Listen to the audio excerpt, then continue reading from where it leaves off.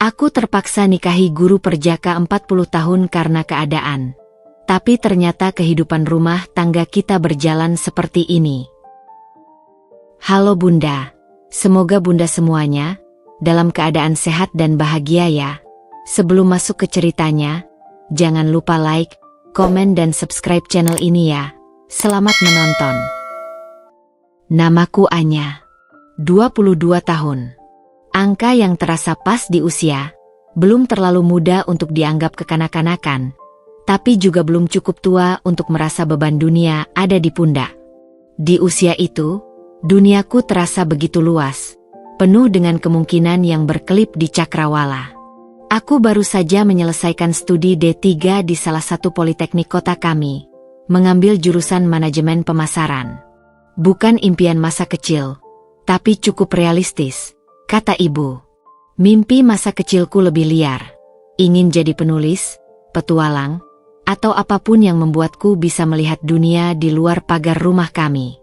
Rumah kami, sebuah rumah sederhana di kompleks perumahan kelas menengah yang damai. Tidak besar, tapi selalu rapi dan hangat berkat sentuhan tangan ibu, Rina. Ayahku, Surya, adalah pegawai negeri di kantor pemerintahan daerah. Gajinya tidak besar, tapi cukup untuk menopang hidup kami bertiga. Aku adalah anak tunggal. Ayah selalu menekankan pentingnya kejujuran dan kerja keras. Ibu adalah poros keluarga, lembut tapi tangguh, memastikan rumah selalu terasa seperti tempat pulang, tempat aman dari segala hiruk-pikuk di luar. Duniaku saat itu berkisar antara mencari-cari lowongan pekerjaan pertama, sesekali berkumpul dengan teman-teman kampus di kedai kopi lokal membahas masa depan, atau sekadar mengeluh soal susahnya mencari kerja, dan membantu ibu di rumah. Aku menikmati fase limbo ini. Fase di mana tanggung jawab penuh belum sepenuhnya kugenggam, tapi kebebasan masa kuliah masih terasa hangat di punggungku. Aku punya impian sederhana, mendapatkan pekerjaan yang cukup baik, menabung, mungkin mengambil S1 ekstensi, dan yang paling penting bagiku saat itu, merasakan kemandirian finansial. Bisa membeli buku, tiket konser kecil, atau sekadar mentraktir ibu makan di luar dengan uang hasil jerih payahku sendiri. Aku bukan tipe gadis yang terlalu modis atau gemar bergaul di lingkaran sosial yang luas. Lingkaranku kecil tapi erat. Beberapa teman dekat dari kampus, dan tentu saja, keluarga. Aku suka membaca, menghabiskan sore di taman kota dengan novel atau sekadar mengamati orang berlalu lalang. Aku percaya pada hal-hal baik, pada keadilan kecil yang terjadi sehari-hari, pada gagasan bahwa kerja keras akan berbuah manis, dan bahwa hidup, pada dasarnya, akan baik-baik saja asalkan kita menjalani dengan lurus. Ayah dan ibu tidak pernah terlalu memaksakan kehendak padaku. Mereka hanya ingin aku mandiri dan bahagia.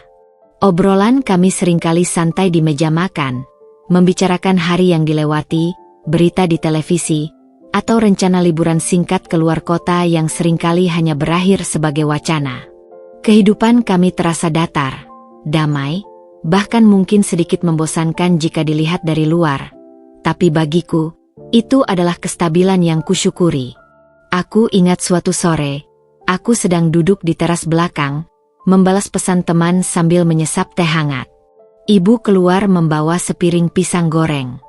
"Melamunkan apa, Nak?" tanyanya lembut sambil duduk di sampingku. "Lagi mikir, Bu. Kira-kira kalau aku kerja di bagian marketing, bakal kayak gimana ya?" jawabku. Ibu tersenyum. "Pasti bagus. Anya kan pintar bergaul. Ayah sama ibu sih dukung aja apapun pilihanmu. Asal itu baik dan kamu bahagia." Ayat itu terasa begitu tulus, begitu meyakinkan. Di balik ketenangan hidup kami, aku tahu ada sedikit perjuangan finansial yang tidak pernah dibicarakan secara terbuka. Ayah seringkali terlihat lelah sepulang kerja, dan ibu kadang terlihat khawatir saat membaca tagihan. Tapi mereka selalu berhasil menutupinya dengan senyuman dan memastikan aku tidak kekurangan. Aku pikir, itulah definisi cinta dan pengorbanan orang tua. Aku bertekad, saat aku mendapat pekerjaan nanti, Aku akan membantu meringankan beban mereka, membalas kebaikan mereka. Aku tidak pernah membayangkan bahwa dalam hitungan minggu saja, kestabilan dan kedamaian yang kukenal ini akan runtuh. Bahwa impian-impian sederhana yang kurajut di teras rumah itu akan buyar, digantikan oleh kenyataan pahit yang memaksaku mengambil jalan yang sama sekali asing. Aku tidak tahu bahwa di luar dinding rumah yang terasa aman ini, ada badai finansial yang jauh lebih besar dari sekadar sedikit perjuangan. Badai yang akan menghantam dan menyeretku ke dalam pusaran takdir yang tak pernah kuimpikan. Aku tidak tahu bahwa nama Pak Budi, guru sejarah pendiamku yang berusia 40 tahun, akan menjadi poros dari semua kekacauan yang akan datang. Dunia Anya yang belum terusik ini terasa begitu nyata, begitu nyaman. Aku sama sekali tidak siap untuk apa yang akan terjadi selanjutnya.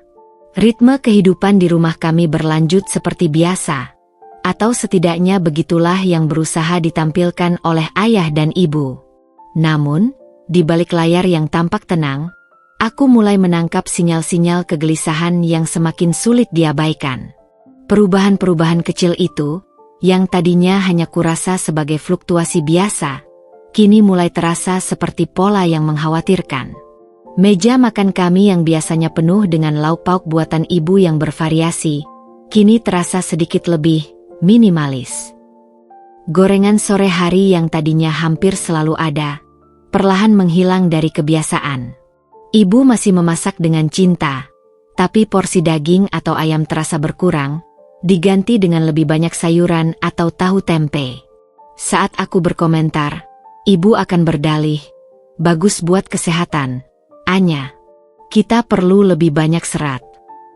Alasan yang masuk akal, memang, tapi nada suaranya terdengar sedikit dipaksakan. "Ayah, ayahku."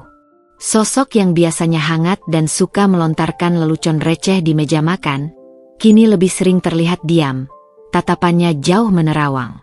Nafsu makannya menurun drastis. Seringkali sarapannya tidak habis, dan dia melewatkan makan malam dengan alasan tidak enak badan, atau sudah makan di luar. Padahal aku tahu dia tidak ada jadwal dinas luar kota. Tangannya seringkali terlihat mengusap dahi, seolah pening yang tak kunjung usai bersarang di kepalanya. Motor lamanya, Honda Astrea yang sudah menemani ayah lebih dari 15 tahun, semakin sering ngadat. Aku pernah mendengar ayah berbicara dengan ibu di teras, mengeluh soal biaya perbaikan yang semakin membengkak, sementara niat untuk menggantinya dengan motor baru seolah menguap begitu saja dari percakapan mereka. Ibu Rina, malaikat pelindung rumah kami, juga tidak luput dari perubahan. Senyumnya masih ada, tapi tidak secerah dulu. Pandangannya sering kosong, menatap entah kemana. Aku pernah memergokinya duduk termenung di depan lemari es yang pintunya sedikit reot, seolah sedang menghitung sesuatu di dalam benaknya. Desahan napasnya terdengar lebih sering dari biasanya. Dia masih menerima jahitan dari tetangga. Tapi aku perhatikan dia mengambil lebih banyak pekerjaan. Tangannya bergerak lebih cepat, matanya terlihat lelah hingga larut malam. Pernah suatu kali aku melihat ibu menghitung uang receh di dalam kaleng biskuit bekas. Wajahnya murung. Saat dia sadar aku melihatnya, dia buru-buru menutup kaleng itu dan tersenyum kikuk. "Ini cuma uang kembalian belanja, Nak." Semua pertanda itu terangkai, membentuk sebuah gambaran yang mengusik. Ini bukan sekadar sedikit perjuangan finansial yang umum dihadapi keluarga biasa. Ini terasa lebih berat, lebih mencekam. Puncaknya terjadi suatu malam, menjelang tengah malam. Aku merasa haus dan memutuskan turun ke dapur untuk mengambil air. Saat melewati ruang tengah, aku mendengar suara bisik-bisik dari dalam. Ayah dan ibu. Mereka pikir aku sudah tidur lelap. Aku berhenti di ambang pintu, terpaku. Suara ayah terdengar begitu berat, penuh keputusasaan. "Tidak tahu lagi harus bagaimana, Rina. Jumlahnya terlalu besar." Ibu menjawab dengan suara tertahan, terdengar seperti menahan tangis. "Tapi Surya, dari mana kita dapat uang sebanyak itu dalam waktu sesingkat ini? Apa tidak ada cara lain? Sudah kucoba semua cara, Bu. Menjual aset tidak cukup. Pinjam ke teman atau kerabat, tidak ada yang punya uang sebanyak itu dalam jangka pendek. Mereka tidak mau menunggu lagi. Nada suara ayah bergetar di ujung kalimat. Ada kata, mereka, yang tidak jelas siapa. Siapa yang tidak mau menunggu? Hutang apa ini? Aku berdiri mematung di balik kegelapan lorong. Jantungku berdetak kencang. Memukul-mukul rusukku seolah ingin keluar. Udara di sekitarku terasa dingin. Mencekik. Kata-kata, terlalu besar. Waktu sesingkat ini, tidak ada cara lain. Tidak mau menunggu. Semua itu berputar-putar di kepalaku, menciptakan skenario terburuk yang bisa kubayangkan. Apa ini terkait dengan investasi bodong? Kartu kredit yang membengkak tak terkendali? Atau sesuatu yang lebih mengerikan? Ingin rasanya aku melangkah masuk, menyalakan lampu, dan menuntut penjelasan. Apa yang terjadi? Kenapa ayah dan ibu menyembunyikan masalah sebesar ini dariku? Apakah mereka pikir aku tidak cukup kuat untuk tahu? Tapi, kaki ini terasa terpaku di lantai.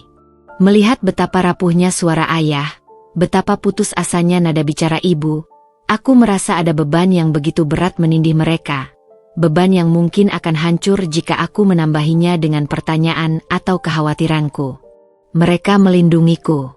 Mereka berusaha keras menjaga agar aku tidak tahu.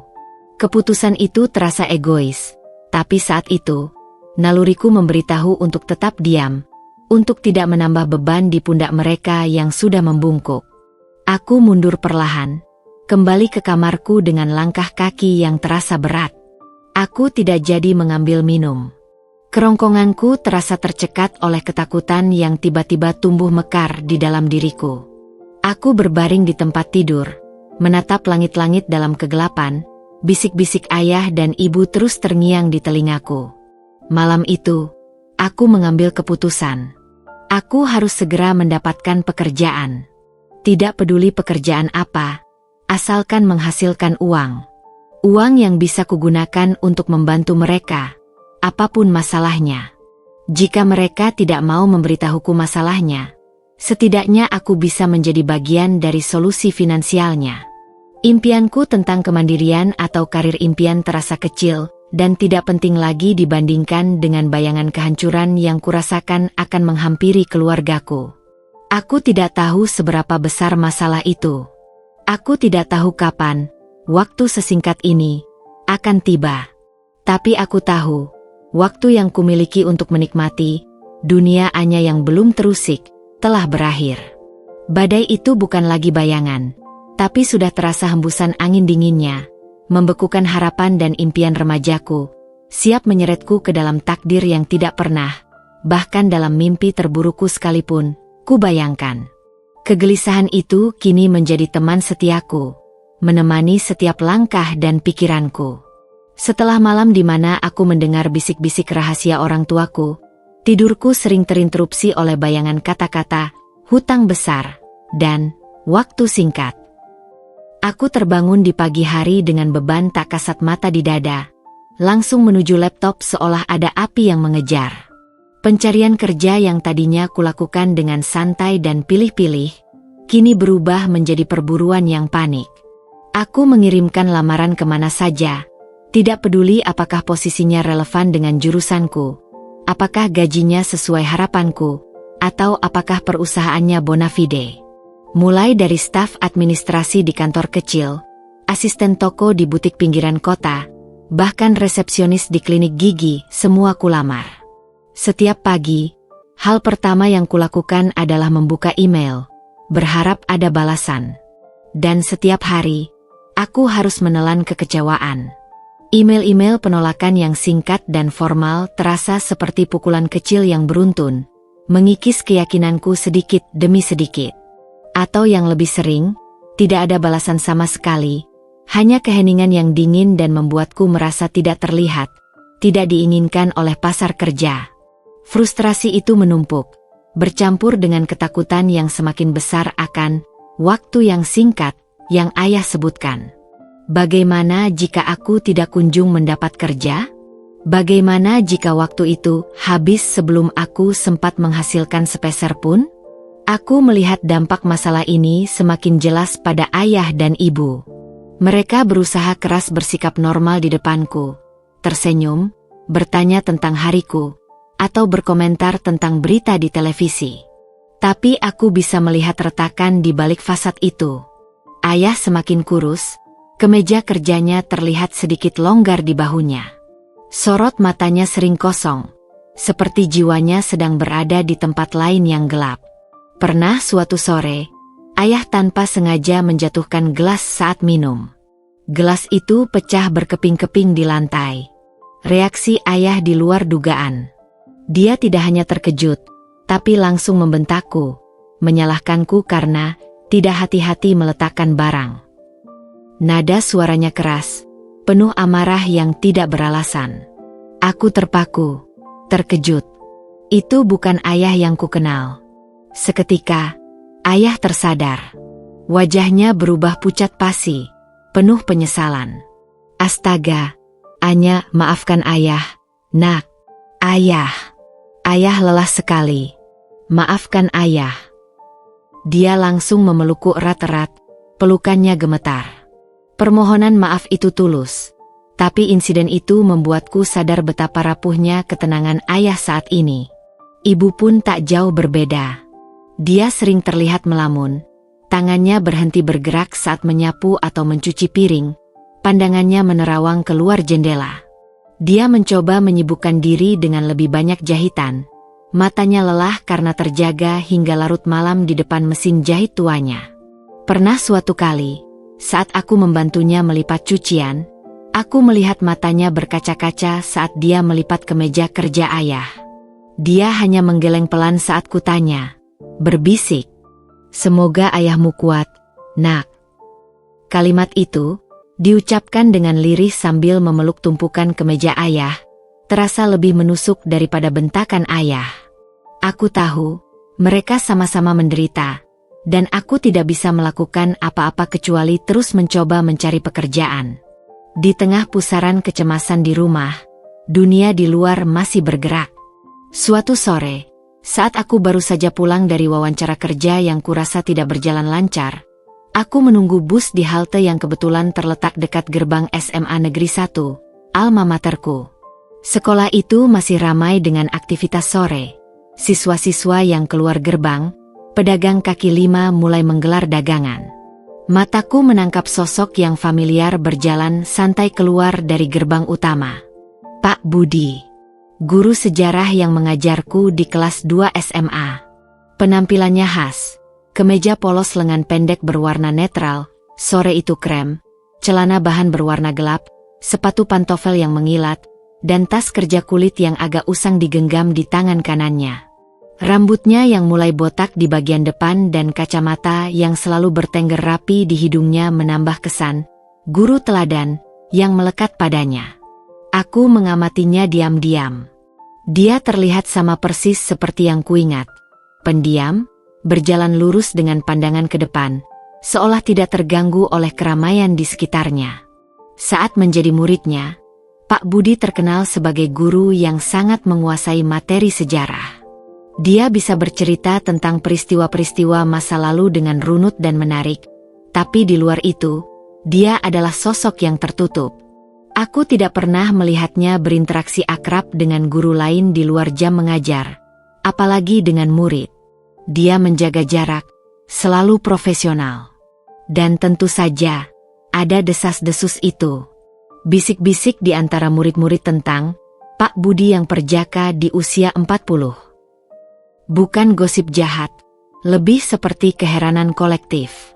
Kenapa pria stabil, mapan, untuk ukuran guru, dan sebenarnya tidak jelek-jelek amat sepertinya bisa belum menikah di usia itu?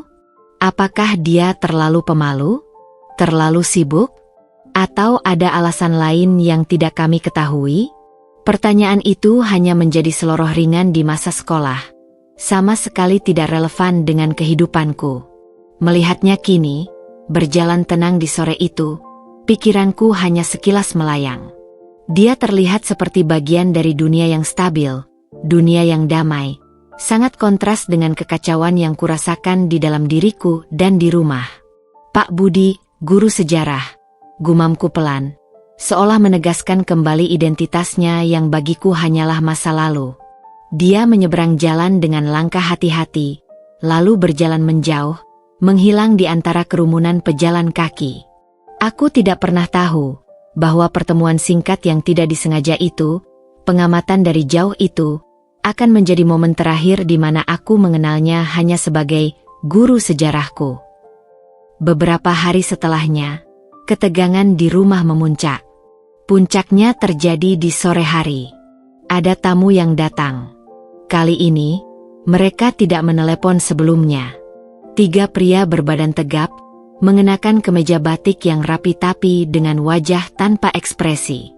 Bel pintu berbunyi, dan ayah, yang kebetulan sedang di ruang depan, langsung mematung. Wajahnya seketika pias. Ibu buru-buru keluar dari dapur, matanya membelalak panik saat melihat tamu di depan. "Anya, masuk ke kamar dulu," bisik ibu dengan suara tercekat, mendorongku pelan ke arah lorong. Aku menurut, tapi tidak benar-benar masuk kamar. Aku bersembunyi di balik dinding, menguping. Aku mendengar suara ayah menyambut mereka dengan gugup. Suara-suara para tamu itu terdengar rendah tapi tegas, penuh otoritas.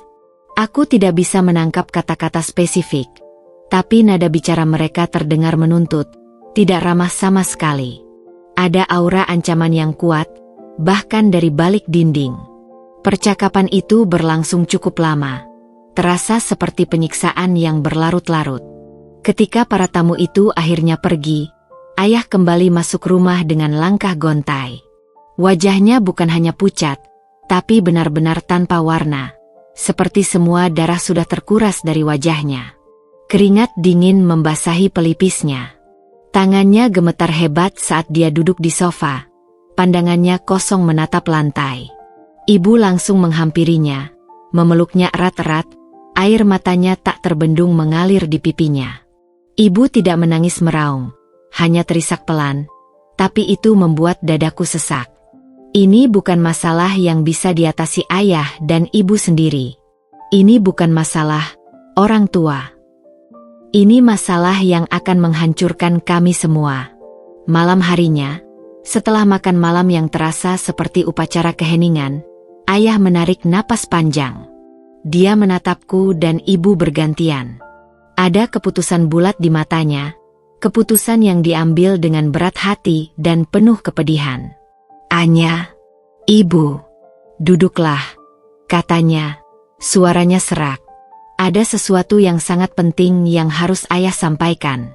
Sesuatu tentang keadaan kita sekarang. Dan tentang satu-satunya jalan keluar." Aku duduk di sofa, di samping ibu yang menggenggam tanganku erat. Tangan ibu dingin, sama dinginnya dengan tanganku. Detak jantungku bergemuruh di telinga, menenggelamkan semua suara lain. Inilah saatnya. Inilah waktu singkat yang mereka maksud. Badai itu bukan lagi sekadar hembusan angin. Badai itu sudah tiba, siap menumpahkan isinya. Aku menatap ayah, menunggu kata-kata yang akan mengubah segalanya, kata-kata yang akan menjelaskan siapa mereka yang tidak mau menunggu, dan apa satu-satunya jalan keluar yang mengerikan itu. Aku tidak tahu bahwa jalan keluar itu akan mengarah pada nama Pak Budi, guru sejarah perjakaku yang berusia 40 tahun.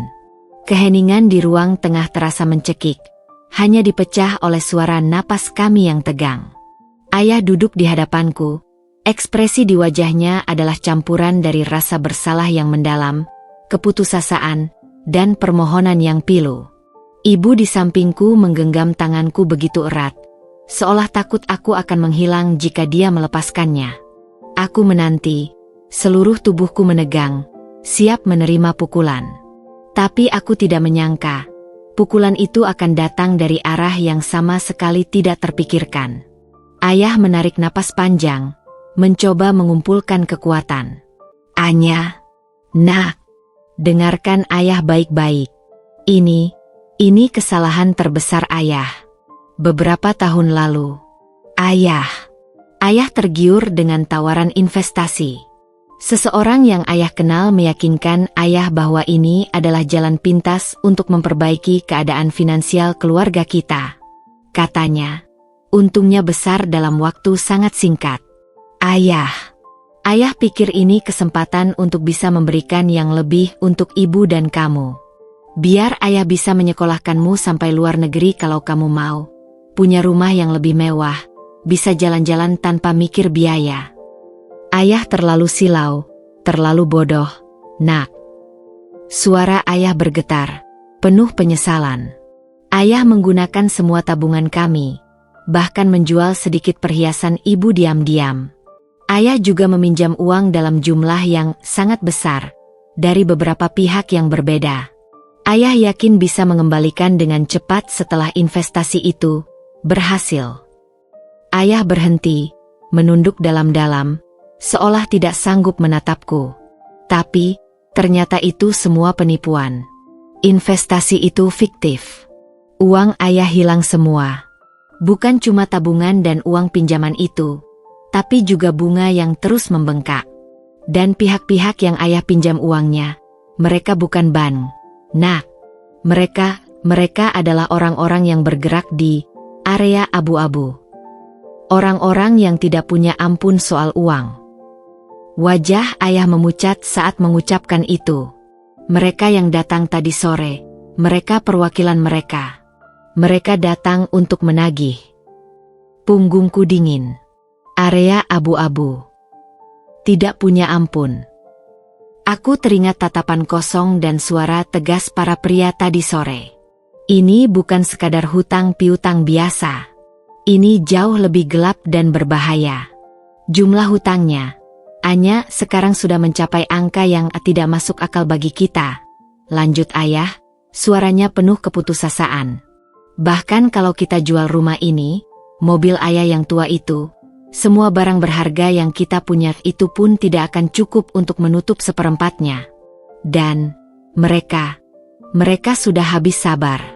Mereka memberi ayah batas waktu. 7 hari, Anya. Hanya 1 minggu. Kalau ayah tidak bisa melunasi dalam 1 minggu ke depan. Ayah tidak mampu melanjutkan kalimatnya. Dia hanya menggeleng, matanya dipenuhi kengerian. Kehancuran total, kehilangan tempat tinggal, ancaman fisik, penjara. Semua bayangan buruk yang terlintas di benakku kini terasa sangat nyata. Seluruh tubuhku terasa lemas. 1 minggu? Melunasi hutang sebesar gunung dalam 1 minggu? Itu mustahil. Pikiran tentang impianku mencari kerja, menghasilkan uang untuk membantu, terasa begitu konyol dan remeh sekarang. Kami tenggelam. Kami benar-benar tenggelam. Ayah dan ibu sudah mencoba segalanya. Nak, ibu menambahkan, suaranya serak karena menahan tangis. Menjual yang bisa dijual, meminjam dari semua orang yang kami kenal. Tidak ada yang bisa membantu dengan jumlah sebesar itu, apalagi dalam waktu secepat ini. Air mata mengalir membasahi pipi ibu, jatuh ke tanganku yang masih digenggamnya. Namun, ada satu jalan, kata ayah, nadanya kembali sedikit stabil, tapi justru terasa lebih berat dari sebelumnya. Ada seseorang yang bersedia membantu ayah melunasi seluruh hutang ini. Seluruhnya, Anya, tanpa sisa. Segera. Secercah harapan kecil, sekecil api di tengah badai, menyala di dadaku. Seseorang? Mukjizat? Ayah mengangkat kepalanya, menatapku dengan tatapan yang tidak hanya memohon, tetapi juga penuh dengan rasa malu yang dalam. Ada beban berat di pundaknya, beban yang bahkan cinta seorang ayah pun tidak sanggup sepenuhnya menanggungnya. Orang itu adalah Bapak Budi Santoso. Nama itu, kembali lagi, rasanya seperti lelucon kejam. Pak Budi, guru sejarah? Bagaimana mungkin? Ayah melanjutkan, suaranya pelan, nyaris berbisik. Beliau adalah kerabat jauh dari pihak almarhumah kakekmu, dari garis yang cukup berada.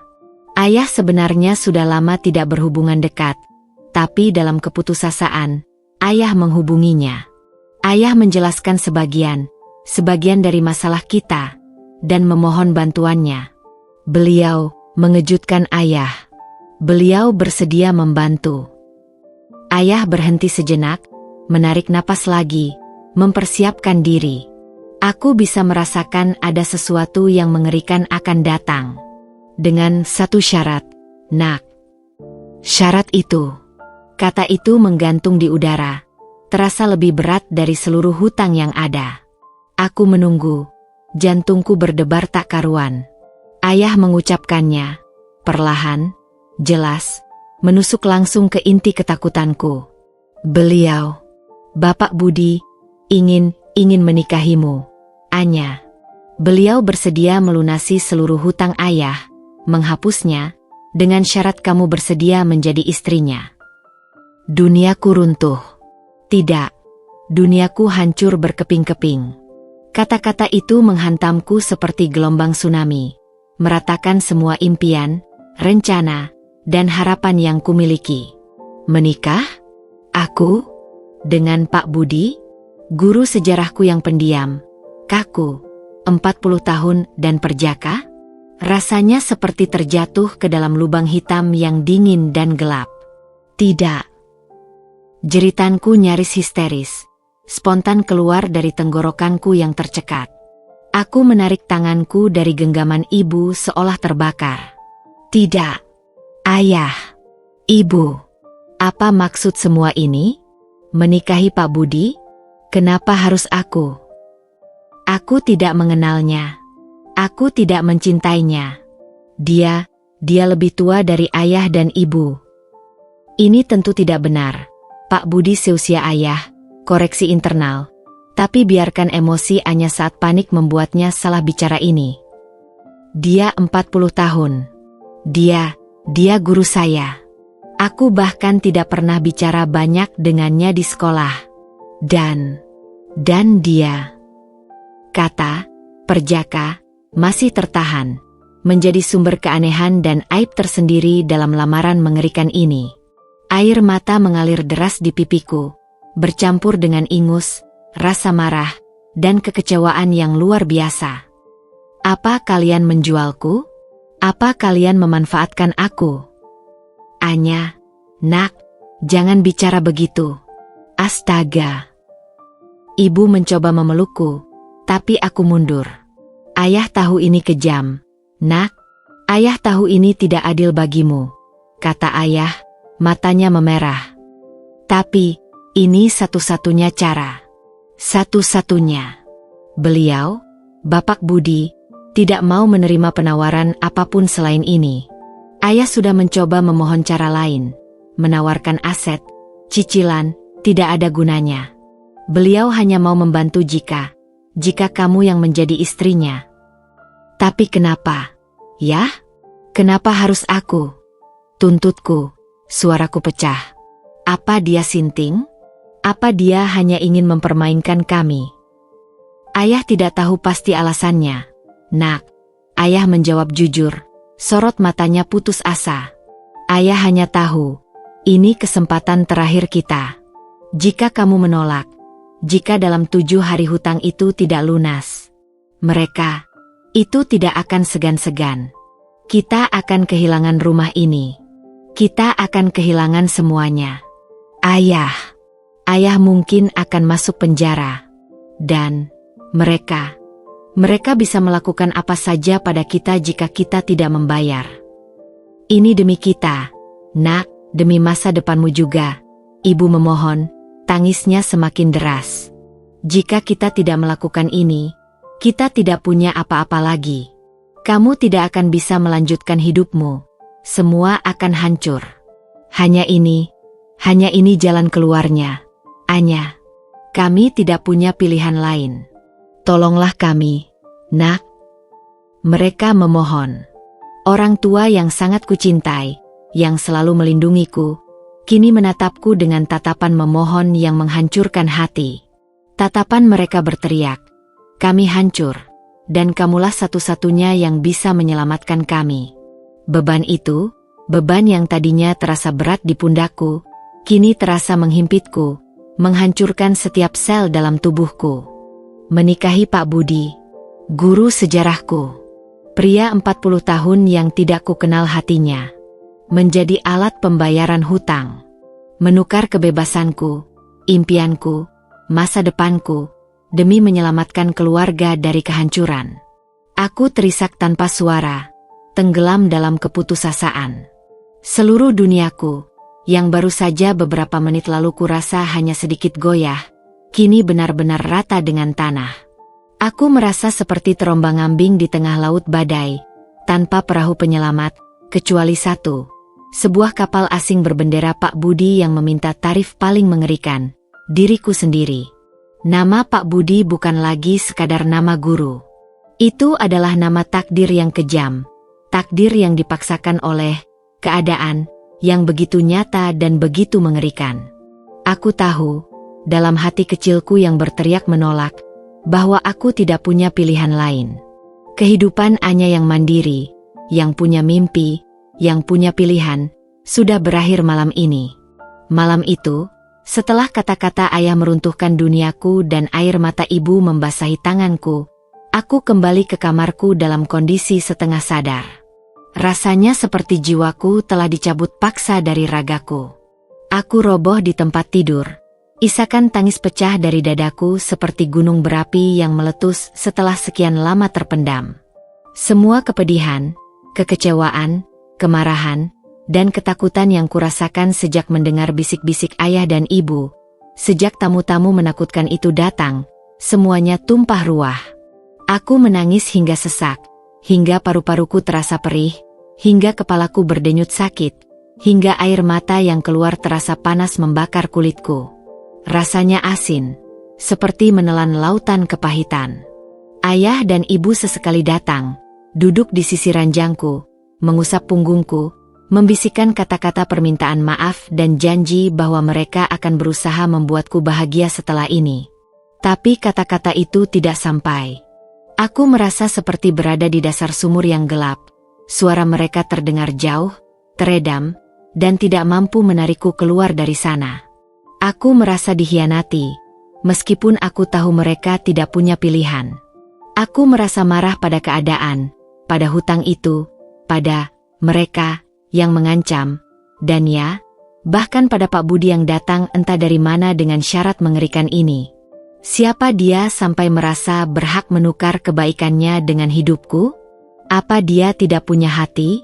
Apa dia tidak melihat betapa tidak masuk akalnya syarat itu? Pikiran-pikiran itu berputar-putar, bercampur dengan bayangan masa depanku yang hancur. Impian sederhana tentang kemandirian, karir, dan cinta yang tulus terasa seperti abu yang beterbangan, menghilang tanpa jejak. Aku menghabiskan sisa malam itu dalam kondisi setengah terjaga, terombang-ambing antara syok, kesedihan, dan teror. Setiap kali aku menutup mata, aku melihat wajah ayah yang pucat dan mata ibu yang menangis. Aku mendengar suara tegas para penagih hutang. Aku melihat bayangan rumah kami yang kosong dan gelap. Dan di tengah semua kengerian itu, muncul siluet Pak Budi, pendiam dan asing, sebagai satu-satunya jalan keluar yang harus kubayar dengan seluruh hidupku. Pagi menjelang, bukan dengan harapan, tapi dengan kepastian yang suram. Fajar yang menyingsing di luar jendela kamarku terasa dingin, ironis, mewarnai langit dengan warna-warna indah seolah mengejek kehancuran di hatiku. Aku bangkit dari tempat tidur, tubuhku terasa remuk redam, mata bengkak dan perih. Suaraku serak. Aku berjalan keluar kamar, menemukan ayah dan ibu tertidur lelap di sofa ruang tengah, kelelahan mengalahkan kekhawatiran mereka sesaat. Wajah mereka diwarnai garis-garis lelah dan pias, terlihat begitu rapuh dan tidak berdaya. Melihat mereka seperti itu, hatiku kembali teriris. Ini bukan hanya tentang aku. Ini tentang mereka juga. Tentang keluarga kami. Tentang kelangsungan hidup kami. Dan dalam kesendirian di dasar sumur keputusasaan semalam, aku telah membuat keputusan. Bukan dengan sukarela, bukan dengan lapang dada, tapi dengan pengakuan dingin bahwa aku tidak punya pilihan lain. Opsi yang ada hanyalah kehancuran total atau menjadi istri Pak Budi. Dan kehancuran itu terasa jauh lebih mengerikan. Aku duduk di lantai di depan mereka, menarik napas dalam-dalam, merasakan udara dingin mengisi paru-paruku yang perih. Aku harus mengucapkannya. Aku harus mengakhiri penderitaan mereka dengan mengorbankan diriku. Aku menyentuh lengan ibu perlahan. Mereka terbangun, terkejut, dan langsung duduk tegak. Mata mereka menatapku penuh pertanyaan dan harapan yang sangat genting. Ayah, ibu. Suaraku keluar, serak dan pelan, seperti gesekan pasir. Aku menelan ludah, mengumpulkan semua kekuatan yang tersisa di tubuhku yang lelah. Kata-kata itu terasa berat, seperti kerikil panas yang harus kutelan, menggores tenggorokanku. Aku bersedia. Ruangan itu hening sejenak. Kemudian, wajah ayah dan ibu berubah. Kelegaan luar biasa membanjiri mata mereka, membasuh garis-garis khawatir yang dalam di dahi mereka. Bahu mereka yang tegang mendadak kendur. Tetapi, kelegaan itu tidak datang sendiri. Itu bercampur dengan kesedihan yang mendalam, rasa bersalah yang jelas terlihat, dan rasa terima kasih yang begitu besar hingga rasanya menyesakan. Ibu kembali menangis, tapi kali ini air mata lega dan haru, memelukku erat sekali, seolah takut aku akan menarik kembali kata-kataku. Anya, nak, terima kasih. Terima kasih banyak, bisik ayah, suaranya tercekat, matanya berkaca-kaca. Dia menggenggam tanganku, genggamannya begitu kuat seolah ingin menyalurkan semua perasaannya. Ayah tidak akan pernah melupakan pengorbananmu ini. Nak, maafkan ayah. Maafkan kami. Maafkan ayah dan ibu. Sayang, bisik ibu di telingaku, pelukannya semakin erat. Ini satu-satunya cara. Kami benar-benar tidak punya pilihan lain. Aku hanya membiarkan mereka memelukku, merasakan kehangatan keluarga yang baru saja kuselamatkan dengan menukarkan seluruh masa depanku. Di tengah semua itu, terselip sedikit rasa pahit. Pengorbananku ini, kelegaan mereka, semua terasa begitu berat.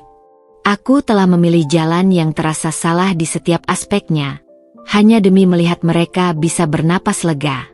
Siang itu, setelah ayah sedikit pulih dari syok dan kelegaan, dia mengambil ponselnya dengan tangan yang masih sedikit gemetar. Aku melihatnya menarik napas dalam-dalam sebelum menekan nomor telepon.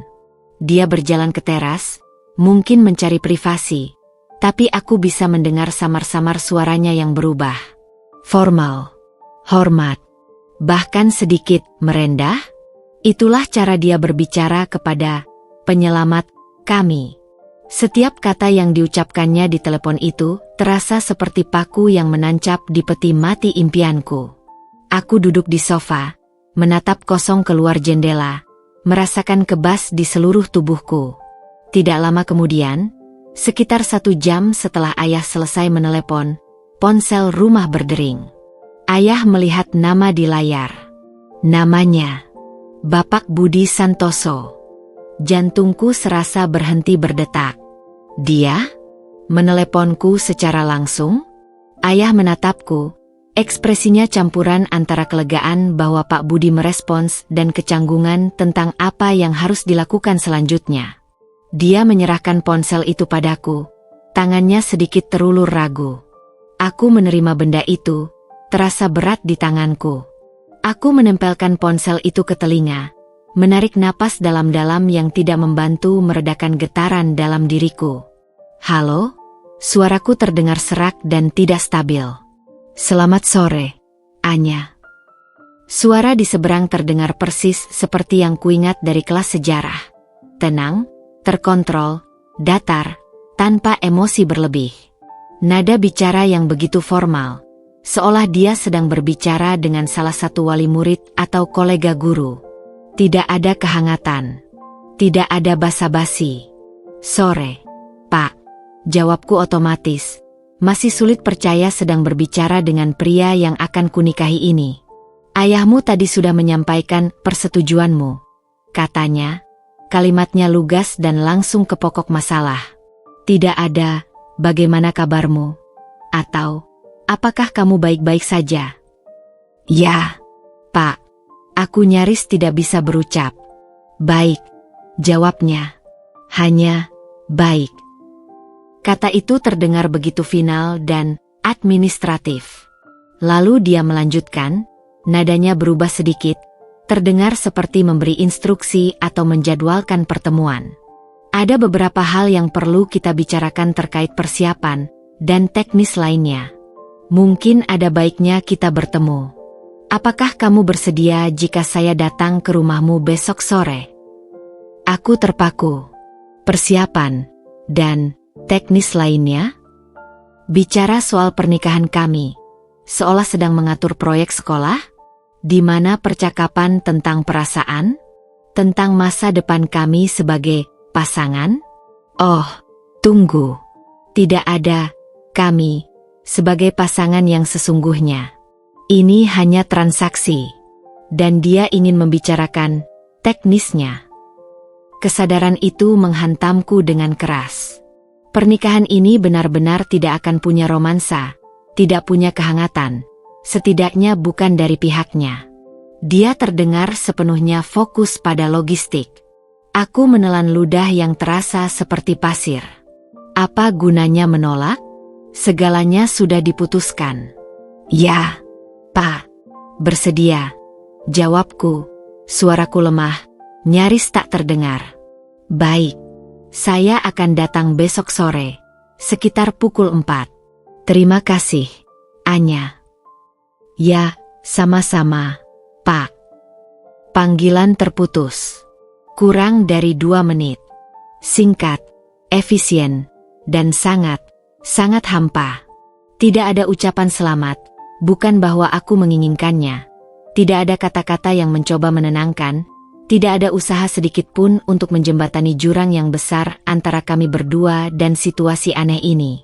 Dia hanya terdengar seperti manajer proyek yang sedang menjadwalkan rapat. Aku menurunkan ponsel dari telinga, menatap layar hitam itu dengan nanar. Pak Budi, guru sejarahku yang berumur 40 tahun, yang besok akan datang ke rumahku untuk membicarakan teknis pernikahan kami. Pernikahan yang terjadi karena keadaan, karena hutang, karena aku tidak punya pilihan. Ini baru permulaan dari kehidupan rumah tangga kami. Dan jika panggilan telepon itu adalah indikasi, maka kehidupan itu akan berjalan seperti ini. Dingin, formal, transaksional, dan dipenuhi oleh kecanggungan yang luar biasa. Aku merasa seperti sedang berdiri di tepi jurang, menatap ke bawah ke dalam masa depan yang gelap dan tidak kukenal. Masa depan yang bernama istri Bapak Budi Santoso. Dan rasanya, aku sudah mulai jatuh. Jam dinding berdetak. Setiap detik terasa seperti beban yang dijatuhkan ke atas kepalaku. Pukul 4 sore adalah waktu yang disepakati. Aku menghabiskan waktu sejak bangun pagi dalam pusaran kecemasan. Rasanya seperti ada kupu-kupu raksasa di dalam perutku. Sayapnya berdebar-debar dengan panik. Tanganku dingin dan sedikit gemetar, meskipun cuaca tidak dingin. Aku bolak-balik ke kamar mandi, sekadar membasuh wajah, mencoba menenangkan detak jantungku yang tidak normal. Makan siang terasa hambar dan sulit kutelan. Ayah dan ibu juga tidak kalah gugupnya. Mereka terus-menerus membersihkan rumah, padahal rumah kami sudah rapi.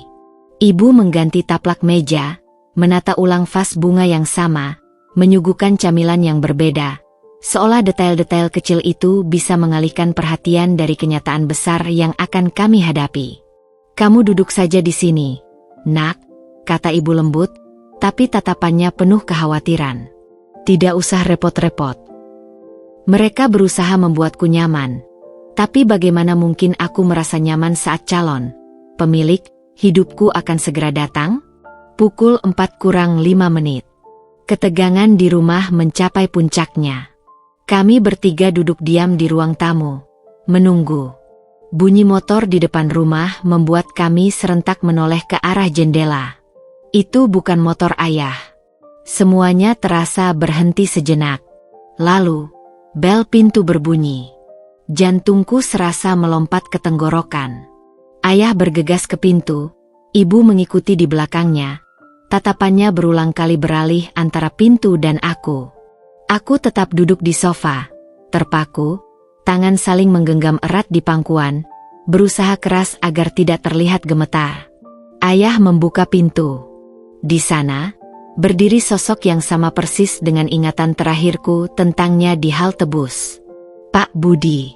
Kemeja polos lengan pendek berwarna biru muda yang disetrika sempurna, celana bahan berwarna gelap yang rapi, sepatu pantofelnya mengkilat. Dia membawa tas kerja kulit berwarna coklat di tangan kirinya. Tidak terlihat membawa bingkisan atau apapun layaknya tamu yang datang berkunjung. Wajahnya tenang, ekspresinya datar, sulit dibaca. Assalamualaikum. Suaranya terdengar rendah, jelas, dan sopan. Persis seperti saat dia membuka pelajaran sejarah. Waalaikumsalam, Bapak Budi. Silakan masuk, silakan masuk. Sambut ayah dengan nada yang terlalu antusias, mencoba menutupi kegugupannya.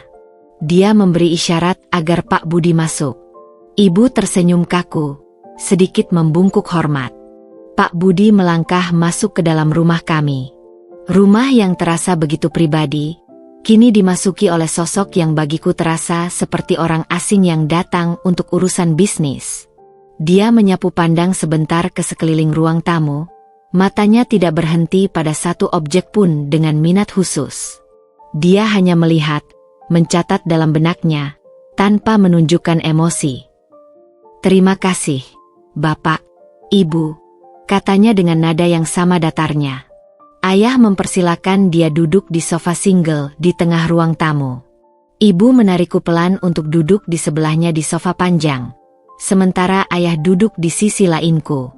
Aku merasa seperti sedang diapit oleh orang tuaku untuk menghadapi sesuatu yang datang dari luar, sesuatu yang berbahaya namun harus diterima. Keheningan yang mengikuti terasa begitu panjang, nyaris menyiksa. Aku menatap tanganku yang bertaut di pangkuan, menghindari kontak mata dengan siapapun. Aku bisa merasakan keberadaan Pak Budi di seberang, aura ketenangannya yang aneh di tengah kegugupan kami. Ayah berdeham, mencoba memecah kekakuan. Terima kasih banyak, Bapak Budi, sudah bersedia datang. Dan, sekali lagi, terima kasih yang sebesar-besarnya atas bantuan Bapak untuk keluarga kami. Ayah mengucapkannya dengan tulus. Ada campuran rasa lega yang besar dan rasa malu yang mendalam dalam suaranya. Pak Budi mengangguk pelan, ekspresinya tidak berubah. Sama-sama, Bapak Surya. Tidak perlu sungkan. Kita ini kan masih kerabat. Kata kerabat itu diucapkannya tanpa penekanan khusus, seolah itu hanya fakta silsilah, bukan ikatan emosional. Kemudian, dia mengalihkan pandangannya padaku. Matanya bertemu mataku sejenak. Itu bukan tatapan hangat, juga bukan tatapan dingin yang menusuk. Hanya tatapan lurus, datar, menilai. Seperti sedang memeriksa tabel data. Tidak ada senyuman, tidak ada kerutan dahi, tidak ada pertanyaan diam-diam. Hanya pengamatan. Rasanya sangat aneh. Anya, katanya, suaranya tenang dan formal. Sama persis seperti saat dia memanggil nama muridnya di kelas.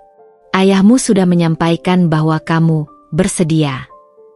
Aku hanya bisa mengangguk kecil. Lidahku terasa keluh. Bersedia. Kata itu terasa seperti beban berat di pundakku. Baik, katanya. Kata, baik, yang kembali membuat perutku bergejolak. Kata itu mengkonfirmasi bahwa baginya, ini adalah kesepakatan yang sudah selesai, tinggal dieksekusi. Dia lalu merapikan posisi duduknya, menggenggam tas kerjanya di pangkuan seolah itu berkas penting. Sesuai pembicaraan di telepon, Saya datang untuk membicarakan hal-hal teknis terkait rencana kita ke depan. Rencana kita. Diucapkan tanpa emosi sedikit pun. Ini bukan rencana masa depan kita bersama. Ini adalah rencana untuk menjalankan kesepakatan ini. Ayah mengangguk-angguk. Iya, Bapak Budi. Anya sudah tahu situasinya. Ya, saya paham. Jawab Pak Budi singkat. Dia lalu mulai menjelaskan, dengan nada suara yang tenang, logis, dan teratur. Seperti seorang dosen yang menjelaskan materi yang kompleks. Mengingat situasi dan batas waktu yang krusial yang dihadapi Bapak Surya. Katanya, menyebut masalah hutang dengan cara yang tidak langsung namun jelas. Saya rasa kita tidak punya banyak waktu. Untuk pelunasan hutang, saya akan segera mengurus transfernya besok pagi. Saya sudah pastikan jumlah dan rekening tujuannya dengan Bapak Surya. Bapak dan Ibu tidak perlu khawatir lagi soal ini. Dia menatap ayah dan ibu. Sekilas, aku melihat ekspresi lega yang luar biasa melintas di wajah mereka, sebelum mereka kembali memasang wajah tegang. Beban itu akan terangkat besok pagi, dengan harga diriku, yang duduk diam di sini. Untuk pernikahan, lanjut Pak Budi, pandangannya beralih kembali kepadaku. Tatapannya masih datar, tidak memberiku petunjuk apapun tentang perasaannya. Mengingat waktu yang mendesak dan tujuan utama kesepakatan ini, saya mengusulkan akad nikah dilaksanakan secepatnya. Mungkin lusa atau 3 hari lagi. Hari yang baik dan memungkinkan secara administrasi. Hanya akad, dihadiri keluarga inti saja. Tidak perlu resepsi atau acara besar-besaran yang memakan waktu dan biaya. Apakah itu keberatan bagimu, Anya? Lusa? 3 hari lagi? Pertanyaan itu menghantamku seperti pukulan telak. Begitu cepat? Aku bahkan belum selesai menangisi hidupku yang lama. Ini terasa begitu terburu-buru, begitu tanpa perasaan. Aku tersentak, menarik napas tajam. Keberatan? Tentu saja aku keberatan. Aku keberatan dengan seluruh situasi ini. Tapi aku hanya bisa menggeleng pelan. Tidak sanggup mengucapkan sepatah kata pun. Suaraku tercekat di tenggorokan. Baik, katanya lagi, menerima gelenganku sebagai persetujuan. Nadanya tetap tidak berubah. Sama sekali tidak terpengaruh oleh ekspresi kaget atau sedih di wajahku atau ayah ibu. Kita bisa urus semua berkas ke KUA besok pagi. Bapak Surya, mungkin bisa siapkan dokumen-dokumen awal seperti N1, N4 dan KTP-nya. Ayah mengangguk cepat. Siap, Bapak Budi. Setelah akad, tentu saja. Lanjut Pak Budi, pandangannya kini mengarah ke depan. Melewati kami, seolah sedang melihat denah sebuah rumah di benaknya. Anya akan tinggal bersama saya. Di rumah saya. Letaknya tidak terlalu jauh dari sini. Kalimat itu terdengar final. Anya akan tinggal bersama saya. Bukan, apakah Anya mau tinggal bersamaku? Atau, kita akan membangun rumah tangga di... Hanya pernyataan fakta. Aku akan pindah. Meninggalkan rumahku yang lama, ayah, ibu, menuju tempat yang asing, dengan pria yang asing. Perasaan takut dan kehilangan tiba-tiba membanjiriku. Untuk hal-hal lain terkait kehidupan sehari-hari, Pak Budi berhenti sejenak, tangannya merapikan lipatan celananya yang sudah rapi. Saya tidak punya tuntutan spesifik tentang peranmu di rumah. Kamu bisa melanjutkan kegiatanmu. Jika ingin melanjutkan studi yang sempat tertunda, bisa kita atur. Jika ingin mencari pekerjaan, silakan. Yang penting, rumah tangga berjalan dengan baik, sesuai norma yang berlaku. Pernyataannya tentang, tidak ada tuntutan spesifik, sedikit mengejutkanku. Namun cara dia mengucapkannya datar, formal, dan diakhiri dengan frasa, sesuai norma yang berlaku. Justru terasa ambigu dan menakutkan. Apa maksudnya? Sesuai norma? Apakah itu berarti ada ekspektasi tak tertulis yang harus kupenuhi? Dan gagasan, melanjutkan kegiatanmu, terasa seperti dia memberikan izin terbatas, bukan kebebasan sejati.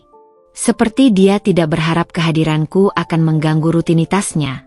Jadi silakan cari kesibukan sendiri. Itu terasa seperti kebebasan yang hampa, bukan kebebasan yang kuinginkan. Mengenai finansial rumah tangga, lanjutnya, pandangannya sekilas kembali ke ayah dan ibu. Setelah akad, urusan hutang Bapak Surya selesai. Untuk kebutuhan sehari-hariannya, kebutuhan rumah, tagihan-tagihan, itu tanggung jawab saya sepenuhnya. Bapak dan ibu tidak perlu lagi memikirkan beban finansial untuk Anya. Mendengar penegasan itu, ayah dan ibu benar-benar terlihat sangat lega. Senyum tipis muncul di wajah mereka, senyum lega yang sangat mahal, dibeli dengan seluruh keberadaanku saat ini. Uang itu akan menyelesaikan masalah mereka, tapi di mataku, uang itu terasa kotor, seperti harga yang harus kubayar untuk kebebasanku. Pak Budi berbicara selama mungkin 20 menit, menjelaskan semuanya dengan tenang, logis, dan tanpa celah emosi. Dia menjawab beberapa pertanyaan gugup dari ayah tentang proses administrasi, selalu dengan jawaban yang lugas dan informatif. Dia sama sekali tidak bertanya tentang perasaanku. Tidak bertanya apakah aku siap, apakah aku takut, apakah aku punya kekhawatiran. Dia hanya berfokus pada fakta, prosedur, dan logistik. Aku duduk di sana, mendengarkan, merasa seperti objek yang sedang didiskusikan, bukan subjek. Perasaan kebas kembali menjalariku, melindungiku dari rasa sakit yang terlalu dalam. Ketika semua, teknis, selesai dibicarakan, keheningan kembali melingkup. Ayah dan ibu berulang kali mengucapkan terima kasih. Ekspresi mereka campur aduk antara rasa hutang budi yang besar dan kesedihan yang tak bisa disembunyikan saat menatapku. Pak Budi hanya mengangguk sopan, menerima ucapan terima kasih itu dengan tenang. Baik, kalau begitu, saya rasa cukup untuk hari ini. Saya akan siapkan apa yang perlu dari pihak saya. Bapak Surya, mohon diurus yang bagian Bapak, katanya, lalu berdiri dari duduknya. Ayah langsung berdiri juga. Tentu, Bapak Budi. Tentu. Akan segera kami urus. Pak Budi berpamitan dengan sopan, menjabat tangan ayah. Dia mengangguk ke arah ibu dan aku. Assalamualaikum, ucapnya, suaranya datar seperti sebelumnya. Waalaikumsalam, jawab kami serempak. Ayah mengantarnya sampai depan pintu. Aku mengamati langkahnya menuju pintu, postur tubuhnya yang tegak, kepala sedikit terangkat. Dia tidak menoleh kembali. Dia menghilang di balik pintu. Setelah ayah menutup pintu dan kembali ke ruang tengah, keheningan kembali mencekik. Keheningan yang kali ini terasa final. Kesepakatan sudah dibuat. Takdir sudah disegel. Ayah dan ibu duduk di sebelahku. Wajah mereka terlihat lelah tapi dengan sedikit sinar kelegaan yang terpancar. Mereka berhasil. Keluarga kami selamat dari kehancuran finansial.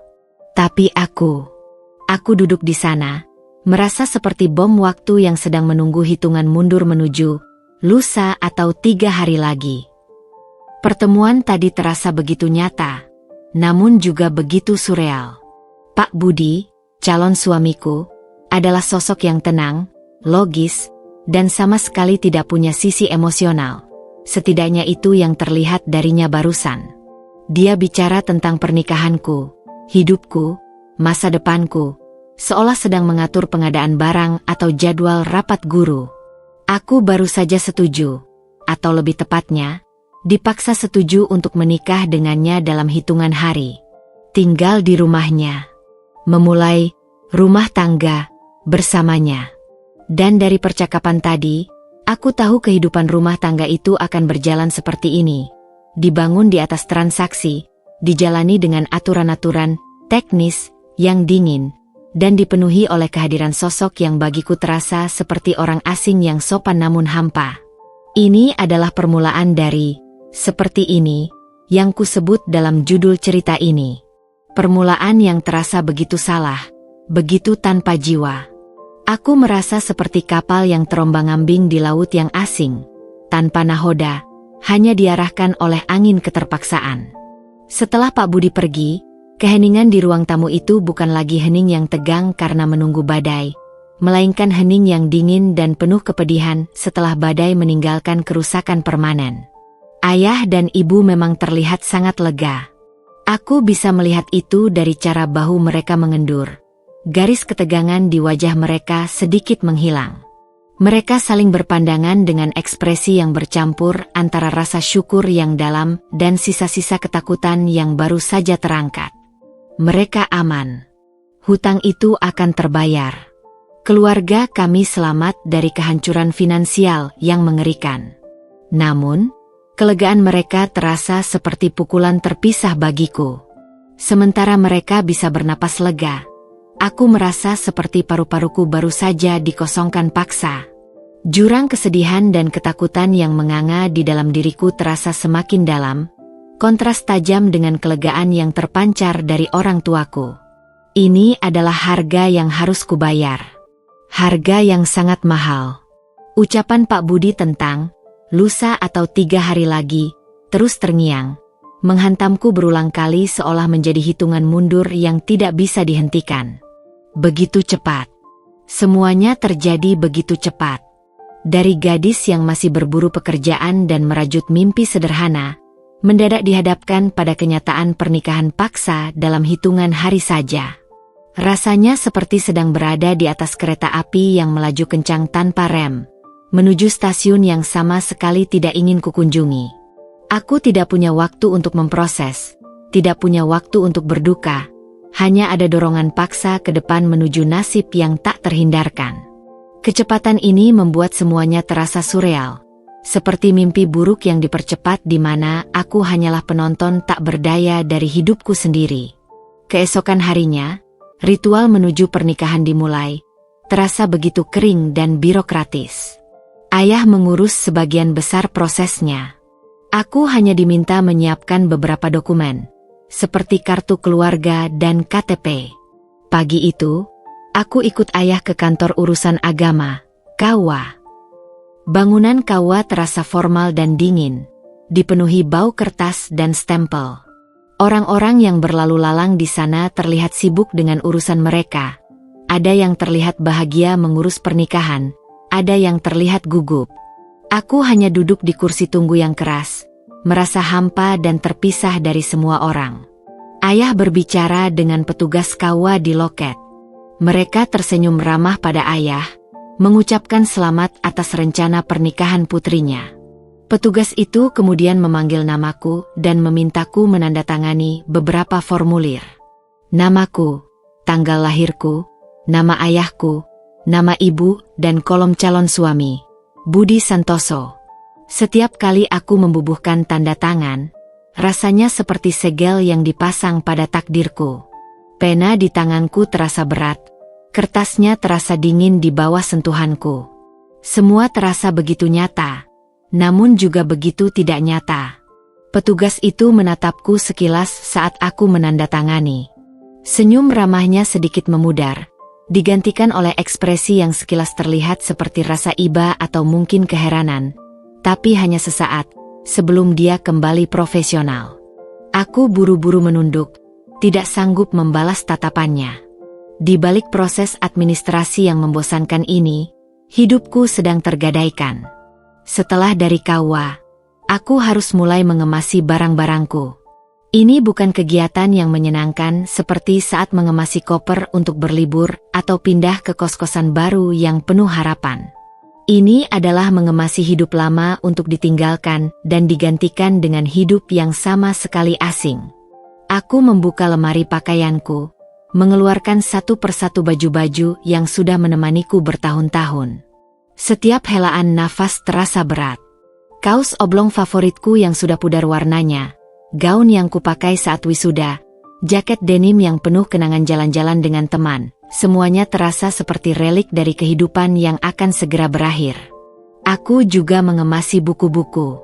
Novel-novel favoritku yang halamannya sudah menguning, buku-buku kuliah yang penuh catatan, bahkan buku harian lamaku. Apa yang harus kubawa? Apa yang layak ikut ke dalam rumahnya? Aku merasa seperti harus memilih potongan-potongan kecil dari diriku yang lama untuk mencoba mempertahankannya di lingkungan yang baru dan tidak ramah. Aku memutuskan untuk membawa beberapa buku bacaan yang sangat berarti bagiku, beberapa pakaian yang paling nyaman, dan beberapa barang pribadi yang esensial. Mengemasi semua itu terasa seperti sedang mengemasi kenangan, mencoba memasukkannya ke dalam koper agar tidak hilang di telan waktu. Ibu menawarkan untuk menemaniku berbelanja beberapa kebutuhan dasar untuk pindahan. Mungkin kamu perlu handuk baru, alat mandi, atau beberapa pakaian dalam yang nyaman, nak, katanya. Suaranya lembut tapi matanya tidak bisa menyembunyikan kesedihan. Perjalanan ke supermarket terasa surreal. Kami berjalan di lorong-lorong yang terang benderang, di antara rak-rak penuh produk, melewati orang-orang yang sibuk dengan belanja mingguan mereka. Semua terasa begitu normal, begitu hidup, kontras dengan perasaanku yang mati rasa. Kami berhenti di lorong pakaian dalam. Ibu mengambil sebuah daster katun dengan motif bunga kecil. Pilihlah warna yang kamu suka, nak, katanya. Suaranya bergetar sedikit. Biar kamu nyaman di sana, di rumah barumu nanti. Kalimat, di rumah barumu nanti, itu menghantamku. Itu bukan rumah baruku, itu rumah dia. Dan aku tidak akan merasa nyaman di sana. Aku hanya mengangguk pelan, menunjuk warna biru muda tanpa minat. Melihat ibu berusaha terlihat ceria sambil menahan air mata membuat hatiku perih. Di kasir, saat ibu membayar, dia sempat mengusap matanya dengan punggung tangan. Belanjaan itu, tas plastik berisi handuk baru dan daster itu, terasa berat di tanganku, bukan karena isinya, tapi karena maknanya. Bekal untuk memasuki kehidupan yang tidak kuinginkan. Hari-hari terakhir di rumah terasa seperti penantian di ruang tunggu. Aku menghabiskan sebagian besar waktu di kamarku, duduk di tepi ranjang, memandang keluar jendela. Aku menghafal setiap detail. Bayangan pohon mangga di halaman depan saat sore, suara burung gereja di pagi hari, aroma masakan ibu yang merambat dari dapur. Ini adalah tempat yang mengenalku, tempat yang mencintaiku. Dan sebentar lagi, aku harus pergi. Ayah dan ibu berusaha membuat sisa waktu itu terasa berharga. Mereka mengajakku makan di restoran favoritku, restoran sederhana di pinggir kota. Mencoba berbicara ringan, mengenang masa kecilku. Ayah mencoba memberiku nasihat tentang pernikahan, tentang kesabaran, tentang bagaimana seorang istri harus bersikap. Nasihat itu terasa ironis dan menyakitkan. Bagaimana mungkin nasihat pernikahan tradisional berlaku untuk pernikahan yang sama sekali tidak tradisional ini?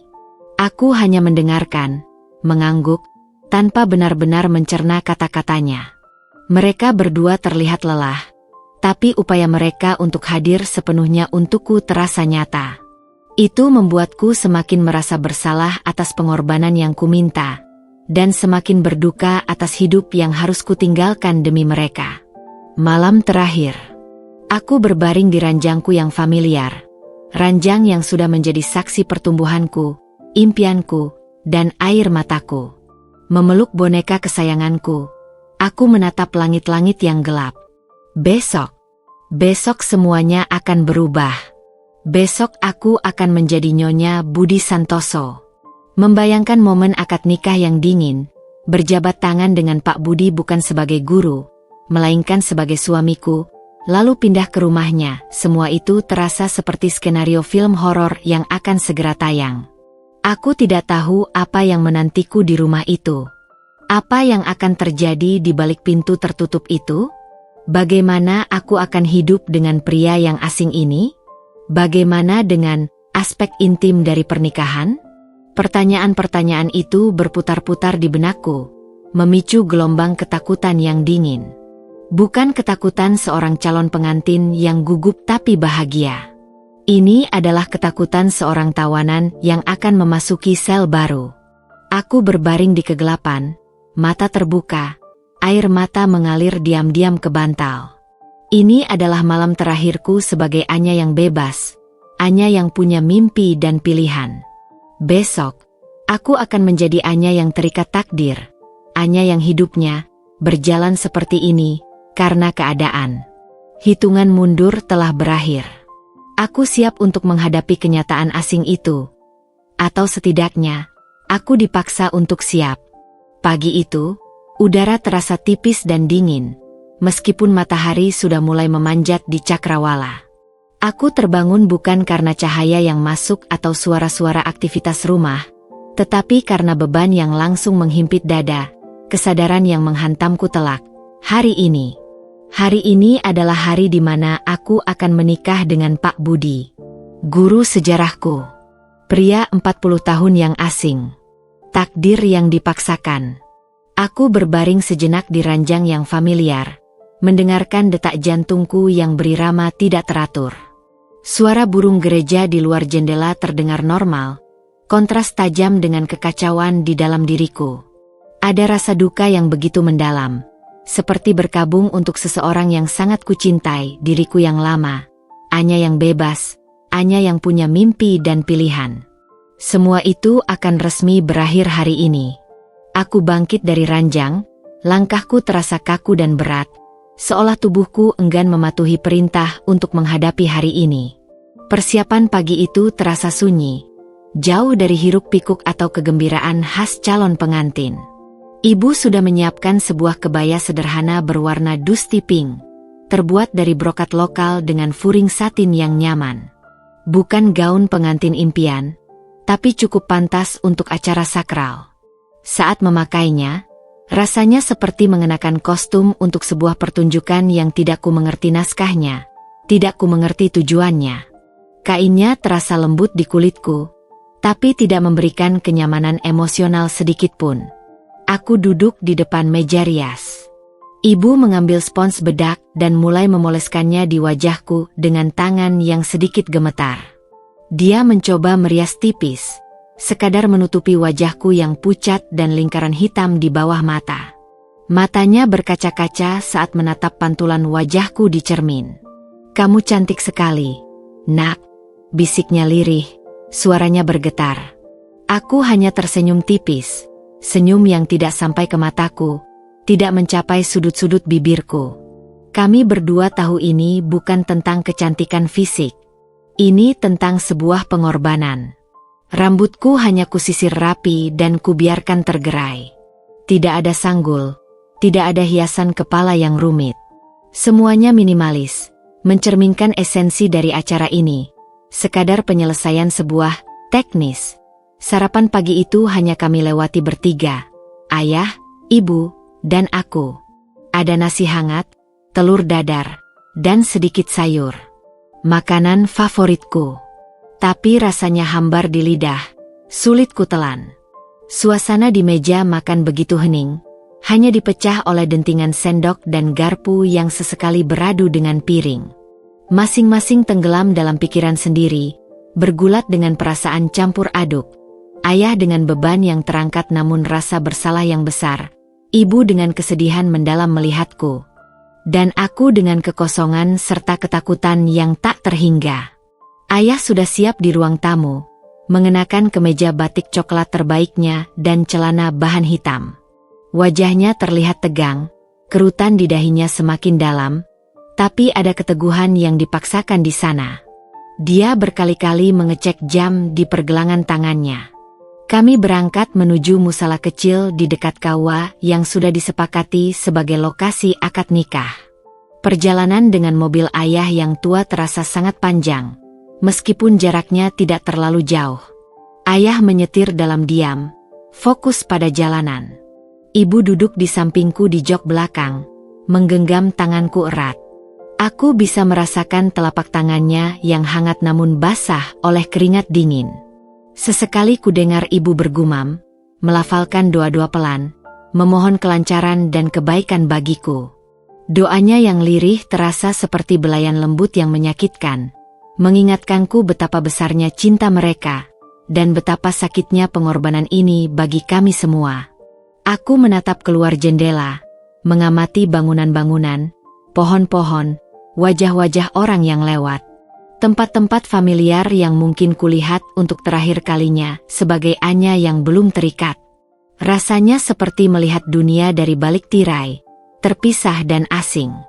Saat mobil kami tiba di depan musala, mobil Pak Budi sudah terparkir di sana.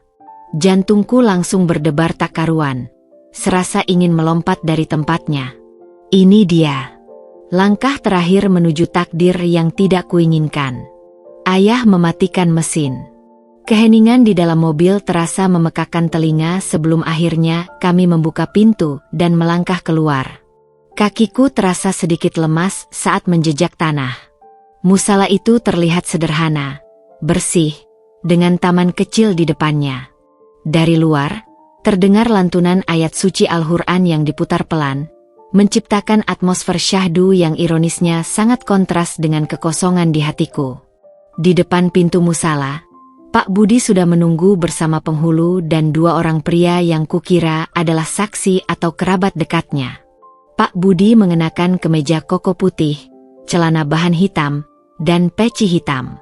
Penampilannya rapi dan formal, seperti biasa. Dia memegang tasbih di tangan kanannya. Wajahnya terlihat tenang, sangat tenang, sulit dibaca. Tidak ada tanda-tanda kegugupan yang kutemukan di sana, berbeda jauh dengan ayah dan ibu atau bahkan diriku sendiri. Dia hanya berdiri tegak, posturnya lurus, menatap lurus ke depan. Ayah maju lebih dulu, menyalami Pak Budi. "Assalamualaikum, Bapak Budi," sapa ayah.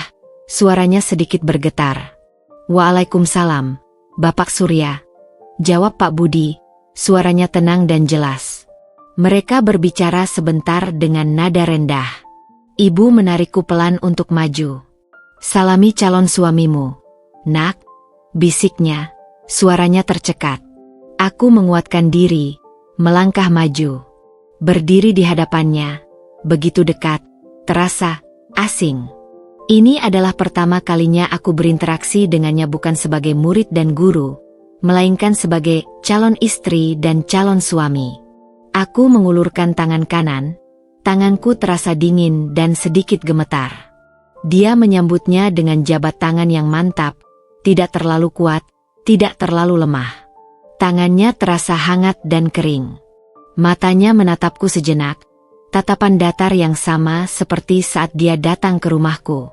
Tidak ada senyuman, tidak ada kehangatan, tidak ada kata-kata sapaan pribadi. Hanya jabat tangan formal. Aku buru-buru menarik tanganku. Kami masuk ke dalam musala. Di dalamnya terasa tenang dan sejuk.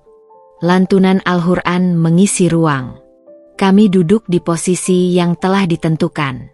Ayah duduk di depan, di samping penghulu, berhadapan dengan Pak Budi. Aku duduk sedikit di belakang, di samping ibu. Karpet di lantai terasa lembut di bawah kakiku. Beberapa kerabat dekat kami dari pihak ayah dan ibu, paman, bibi, juga hadir, duduk terpisah. Wajah mereka terlihat prihatin dan sedih, bukan bahagia. Prosesi akad nikah dimulai.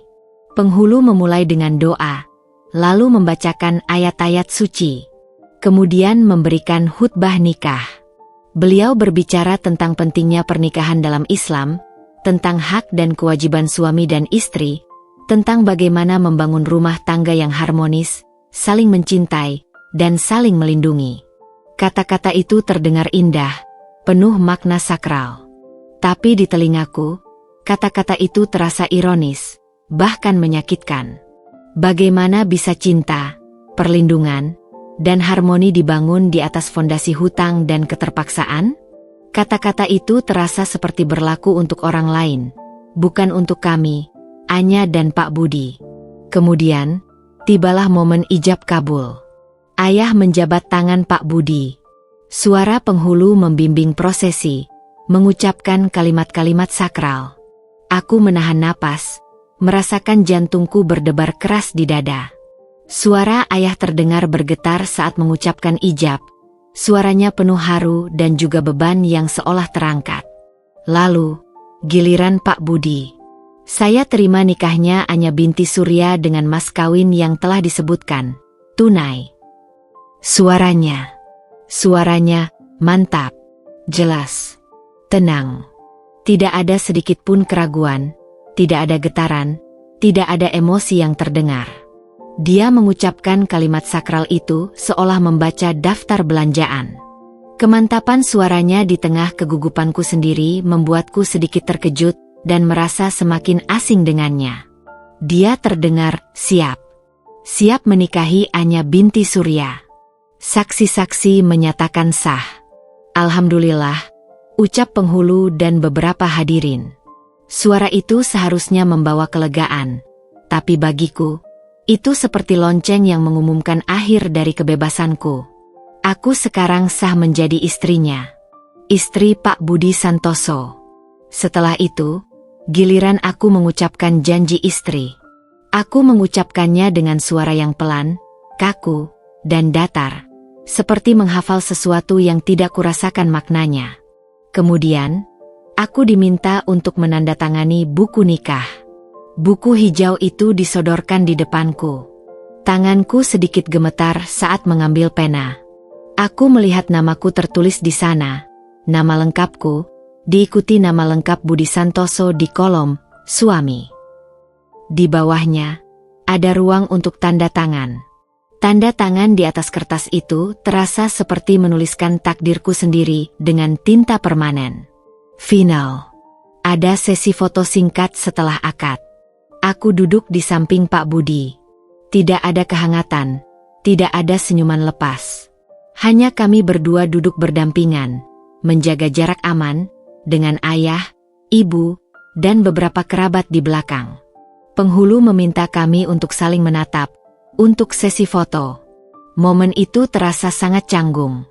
Aku mengangkat pandanganku dengan ragu, menatap wajah Pak Budi. Dia juga menoleh ke arahku, tapi matanya, dia menatap lurus ke depan, ke arah kamera, bukan ke mataku. Dia tidak menatapku. Dia hanya duduk di sampingku, sebagai suami resmiku untuk kebutuhan dokumentasi. Formal dan kaku.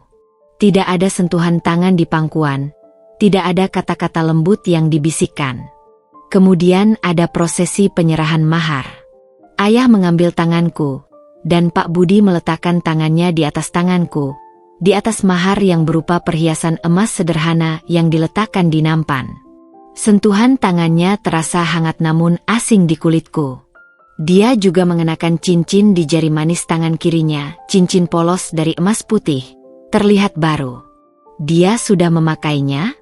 Aku tidak melihatnya memakainya saat pertama tiba. Aku tidak memakai cincin apapun.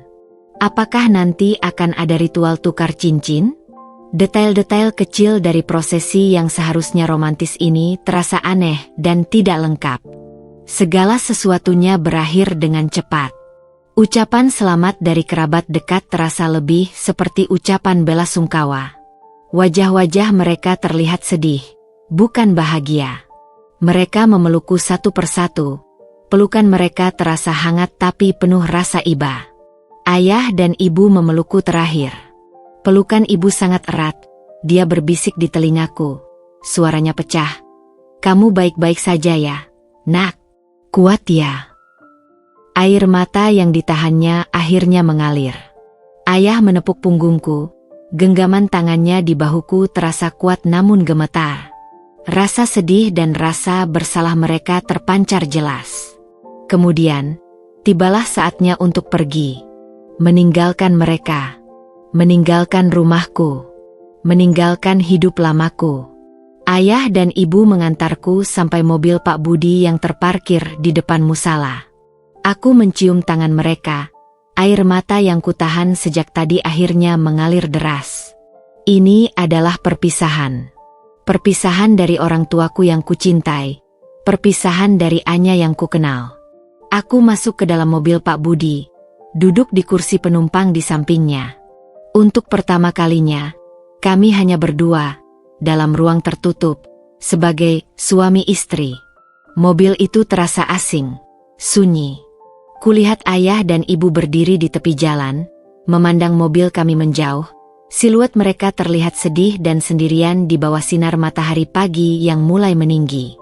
Adegan itu terasa begitu menyayat hati. Perjalanan menuju rumah Pak Budi terasa singkat namun mencekam. Tidak ada percakapan. Hanya keheningan yang menyesakkan. Suara mesin mobil dan suara lalu lintas di luar adalah satu-satunya pengisi keheningan itu. Aku terus menatap keluar jendela, mengamati jalanan yang terasa semakin asing saat kami memasuki area perumahan yang berbeda, area yang belum pernah kukunjungi sebelumnya. Akhirnya, mobil melambat dan berhenti di depan sebuah rumah berpagar tertutup. Rumah Pak Budi. Tidak besar, tapi terlihat terawat dan rapi dari luar. Cat dindingnya berwarna krem, dengan sedikit sentuhan warna coklat pada lis jendela. Halamannya tidak terlalu luas. Ditanami beberapa jenis bunga yang tertata rapi. Inilah rumah baruku. Rumah tempat aku akan memulai kehidupan yang sama sekali tidak kuinginkan.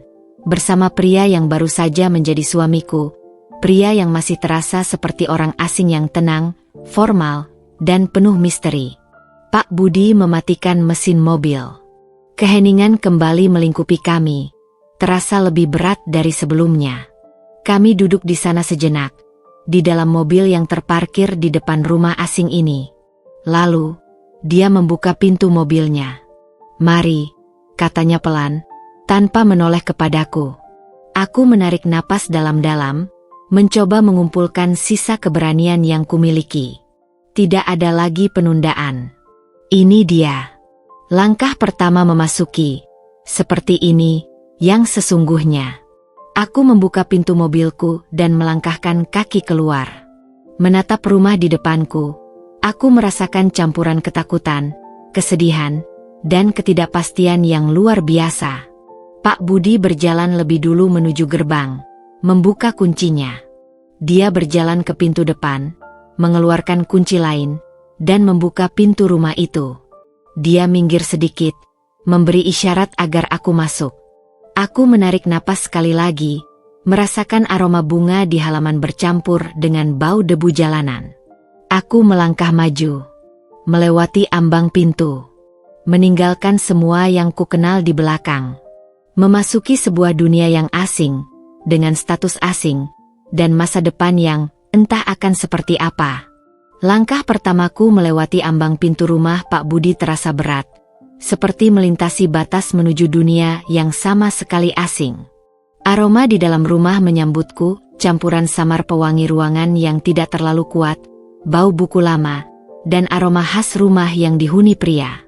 Tidak berbau masakan ibu, tidak berbau familiar. Begitu pintu tertutup di belakangku, keheningan langsung menyergap. Keheningan yang berbeda dari keheningan di mobil tadi. Ini adalah keheningan rumah tangga yang baru dimulai, tapi terasa kosong, tanpa suara-suara kehidupan bersama. Pak Budi berjalan sedikit di depanku, lalu berbalik. Dia tidak tersenyum. "Silakan masuk, Anya," katanya pelan, nadanya datar seperti biasa. Dia lalu memberi isyarat ke arah ruang tamu yang terlihat rapi. Rumah ini tidak besar, mungkin sedikit lebih kecil dari rumahku. Ruang tamunya tertata minimalis. Sebuah sofa panjang berwarna abu-abu, 2 kursi single yang serasi, dan sebuah meja kopi sederhana. Di sudut ruangan, ada rak buku kayu yang penuh dengan buku-buku yang terlihat tertata rapi berdasarkan ukuran. Dindingnya dicat warna netral, tanpa banyak hiasan. Semuanya bersih, rapi, dan terasa hampa. Tidak ada foto keluarga di dinding. Tidak ada pernak-pernik personal yang mencolok, mencerminkan kepribadiannya. Teratur, pendiam, dan steril. "Ini ruang tamu," kata Pak Budi, seolah aku tidak tahu itu. Kemudian dia menunjuk ke sebuah pintu di sisi ruangan. "Itu kamar saya." Dan dia ragu sejenak, lalu menunjuk ke lorong di belakang ruang tamu. "Kamar di ujung lorong itu, kamar untukmu. Ada kamar mandi di sebelahnya. Kamar untukku, bukan kamar kita."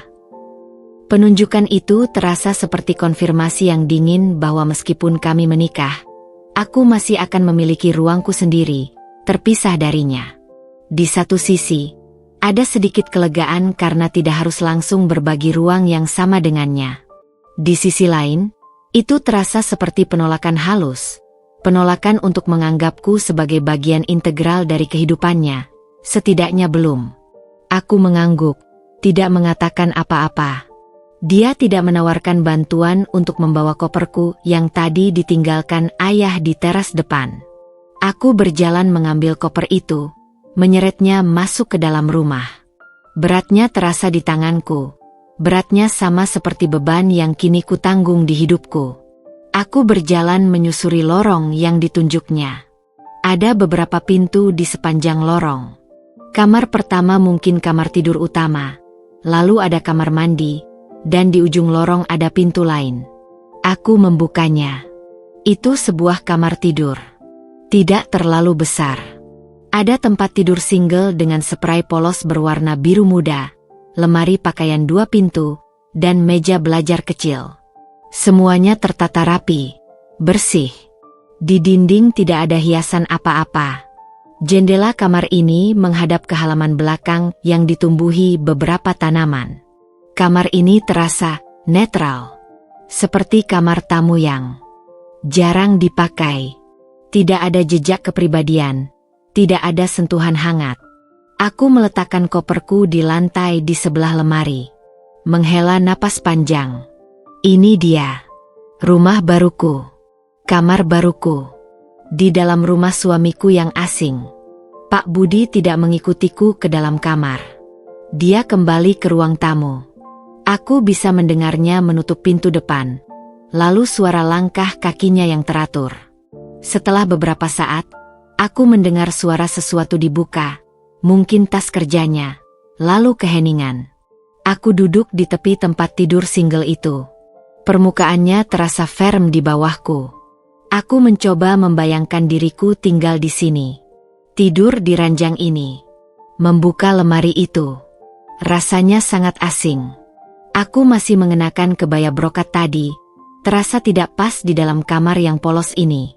Aku merasa seperti penyusup, seperti tamu yang tidak diundang dan tidak tahu berapa lama akan menginap. Waktu berlalu dengan lambat. Aku bisa mendengar samar-samar suara Pak Budi bergerak di ruang depan. Mungkin dia membaca. Mungkin dia melakukan sesuatu yang lain. Aku tidak tahu. Dan aku tidak berani keluar untuk mencari tahu. Aku membuka koperku perlahan, mengeluarkan pakaian-pakaianku. Memasukkannya ke dalam lemari yang kosong itu terasa aneh, seperti mengisi ruang yang bukan milikku. Aku menemukan beberapa buku yang kubawa, menatanya di meja belajar kecil. Benda-benda familiar itu sedikit memberiku rasa nyaman di tengah keasingan ini. Sore berganti malam. Tidak ada yang memanggilku untuk makan malam. Tidak ada aroma masakan yang tercium dari dapur. Sekitar pukul 7 malam, aku memberanikan diri keluar dari kamar. Lorong terasa gelap. Aku berjalan pelan menuju ruang tengah. Pak Budi sedang duduk di sofa single, membaca buku tebal. Lampu ruangan menyala, memberikan cahaya temaram. Dia mengangkat pandangannya saat aku muncul. "Sudah selesai beres-beres?" tanyanya. Suaranya datar. "Sudah, Pak," jawabku. Masih sulit menghilangkan kebiasaan memanggilnya Pak. "Baik," katanya. Lalu kembali menatap bukunya. Aku berdiri canggung di tengah ruang tamu. Apa yang harus kulakukan? Duduk di mana? Aku merasa seperti mengganggu. "Ada makanan di dapur kalau kamu lapar," katanya tanpa menoleh, seolah membaca pikiranku. "Tadi saya pesan dari luar." Makanan pesan antar. Tentu saja. Tidak ada makan malam buatan rumah yang disiapkan untuk menyambut istri baru. Aku merasa sedikit kecewa, meskipun aku tahu itu tidak realistis untuk mengharapkannya. Aku berjalan ke dapur. Dapur itu juga rapi, peralatan tertata, tapi terlihat jarang dipakai. Di atas meja, Ada beberapa kotak styrofoam berisi makanan. Aku mengambil satu kotak, membukanya. Nasi goreng. Aku makan nasi goreng itu sendirian di meja makan di sudut dapur. Pak Budi tetap di ruang tamu, membaca bukunya.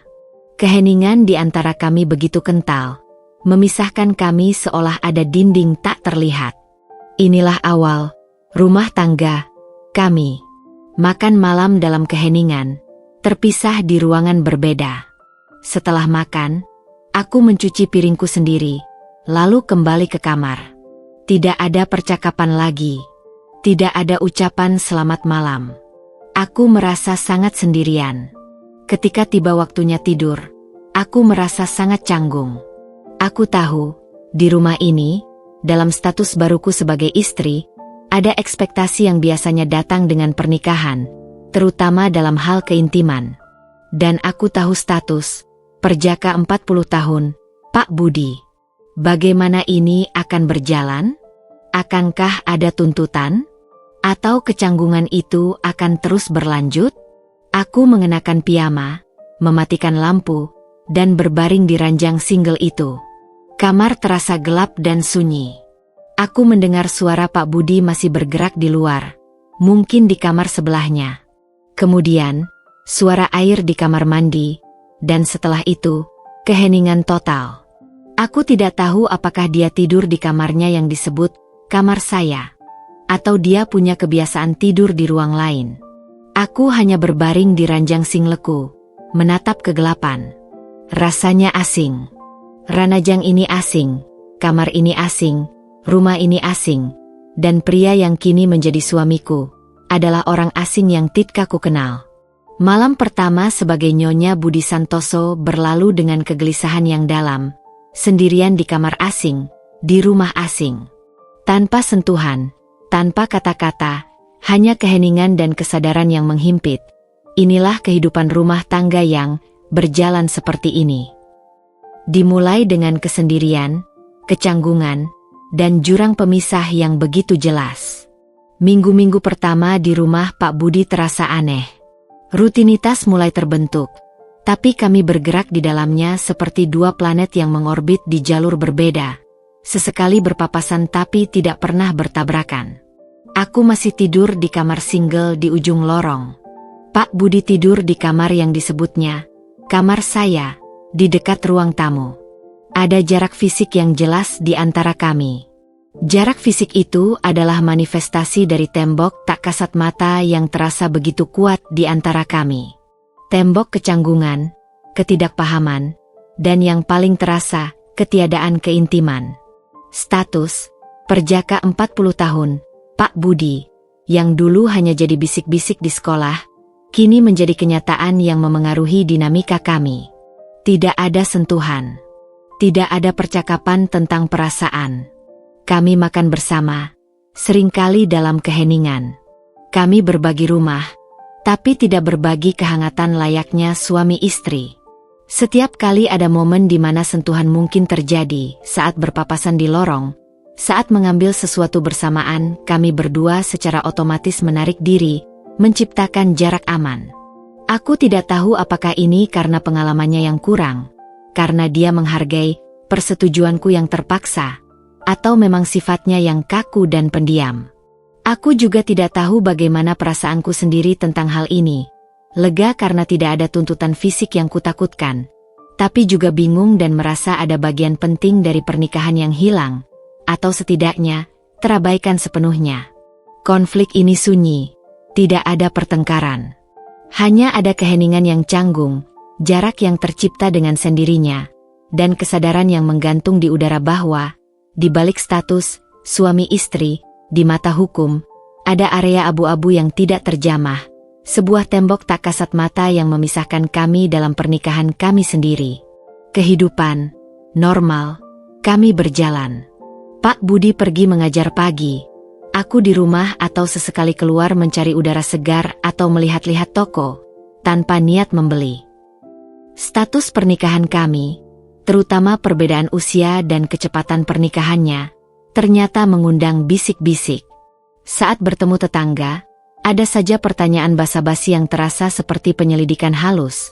Seperti, kok sepi, belum ada tanda-tanda ya? Atau, Mbak Anya betah ya di sini? Senyumanku terasa kaku menghadapi tatapan ingin tahu mereka. Di sisi lain, di tengah kecanggungan dan tembok tak kasat mata di rumah, sesekali ada momen kecil dari Pak Budi yang membuatku berhenti sejenak. Misalnya, suatu pagi aku bangun dan menemukan meja belajar di kamarku sudah diperbaiki kakinya yang goyang, tanpa ku minta. Atau saat aku kesulitan membuka toples di dapur, dia tiba-tiba muncul dan membukanya dengan tenang, lalu kembali membaca koran tanpa mengucapkan sepatah kata pun. Dia juga memastikan kulkas selalu terisi bahan makanan dasar atau buah-buahan yang pernah kusebut suka. Hal-hal kecil ini dilakukan tanpa pemberitahuan atau mengharapkan terima kasih. Terasa aneh. Dia tetap pendiam, formal, dan menjaga jarak. Tapi tindakan-tindakan itu menunjukkan bahwa dia memperhatikan, bahwa dia bertanggung jawab, bahkan melampaui teknis kesepakatan kami. Bisik-bisik dunia luar membuatku jengkel, tapi kejutan sunyi dari Pak Budi membuatku sedikit bingung. Dia bukan hanya guru tua perjaka yang kunikahi karena terpaksa. Dia adalah Budi Santoso, pria dengan rutinitas, tanggung jawab, dan kejutan-kejutan sunyi yang membuatku bertanya-tanya, siapa sebenarnya dia di balik tembok ketenangannya. Minggu-minggu berganti bulan. Kehidupan, rumah tangga, kami telah menemukan semacam ritme. Pak Budi bangun pagi, sholat subuh, sarapan dengan menu yang sama setiap hari, sereal atau roti tawar, lalu berangkat mengajar. Aku akan sarapan sendirian di meja makan dapur, membereskan rumah, meskipun sebenarnya tidak banyak yang perlu dibereskan karena rumah ini selalu rapi, membaca, atau sesekali keluar untuk urusanku sendiri. Sore hari dia pulang, kami makan malam bersama dalam keheningan yang seringkali hanya dipecah oleh suara dentingan sendok atau berita di televisi yang volumenya disetel rendah. Malam hari, dia akan membaca atau mengoreksi tugas murid di ruang tamu, dan aku akan kembali ke kamarku. Tembok tak kasat mata itu masih berdiri kokoh di antara kami. Tembok kecanggungan, jarak emosional, dan yang paling terasa, ketiadaan sama sekali aspek suami istri yang sesungguhnya dalam pernikahan ini. Kami hidup bersama, berbagi alamat yang sama, tapi terasa seperti dua orang asing yang kebetulan tinggal satu atap karena alasan administratif. Bisik-bisik dari luar tidak sepenuhnya hilang. Sesekali aku mendengar atau merasakan tatapan ingin tahu dari tetangga. Kunjungan singkat dari ayah dan ibu terasa campur aduk. Mereka lega melihatku baik-baik saja secara fisik, tinggal di rumah yang layak, tapi mata mereka masih memancarkan kesedihan dan rasa bersalah. Mereka tidak pernah bertanya detail tentang hubunganku dengan Pak Budi, dan aku pun tidak pernah bercerita. Ada perjanjian diam-diam untuk tidak menyentuh area sensitif itu. Kejutan sunyi dari Pak Budi, perbaikan kecil di rumah, kulkas yang terisi, tagihan yang selalu terbayar tepat waktu. Bahkan kadang dia membelikan buah favoritku tanpa bicara, terus terjadi. Hal-hal itu membuatku bingung. Dia menunjukkan tanggung jawab dan perhatian dalam hal-hal praktis. Tapi secara emosional, dia terasa begitu jauh, begitu tidak terjangkau. Siapa dia sebenarnya? Pria kaku yang hanya menjalankan kesepakatan secara profesional. Atau ada sesuatu di baliknya? Kebingungan itu mulai menggerogoti ketenangan yang berusaha kubangun. Aku mulai merasa frustrasi dengan keheningan itu, dengan jarak itu. Aku mulai merasa hampa. Aku punya status istri, tapi aku merasa sendirian, bahkan lebih sendirian daripada saat aku masih melajang. Aku merindukan percakapan yang tulus, tawa ringan, sentuhan sederhana, keberadaan seseorang yang melihatku bukan hanya sebagai Anya, istri Budi Santoso, tetapi sebagai Anya, seutuhnya. Suatu sore, aku sedang duduk di ruang tamu, membaca buku. Pak Budi baru pulang dan sedang mengganti pakaian di kamarnya. Aku mendengar ponselnya berdering. Dia tidak segera mengangkat. Aku bisa melihat ponselnya tergeletak di meja kopi. Layarnya menyala, menampilkan nama penelepon, Adi. Dan di bawah nama itu, ada deretan pesan masuk yang belum dibaca. Spontan, mataku tertuju pada notifikasi pesan itu. Beberapa kalimat awal terlihat aneh. Bukan seperti percakapan biasa. Ada kata-kata yang samar-samar terbaca seperti, "Apa rencanamu sekarang? Dia kan sudah di rumah, sampai kapan begini?" Aku tersentak, langsung mengalihkan pandangan. Aku tidak sengaja melihatnya. Tapi, pesan itu, "Sampai kapan begini?" Kata-kata itu menghantamku. Apakah begini? Itu merujuk pada kehidupan rumah tangga kami yang hampa ini? Siapa Adi? Kenapa dia bertanya pada Pak Budi, "Sampai kapan begini?" Apakah ada rencana di balik semua ini yang tidak ku ketahui?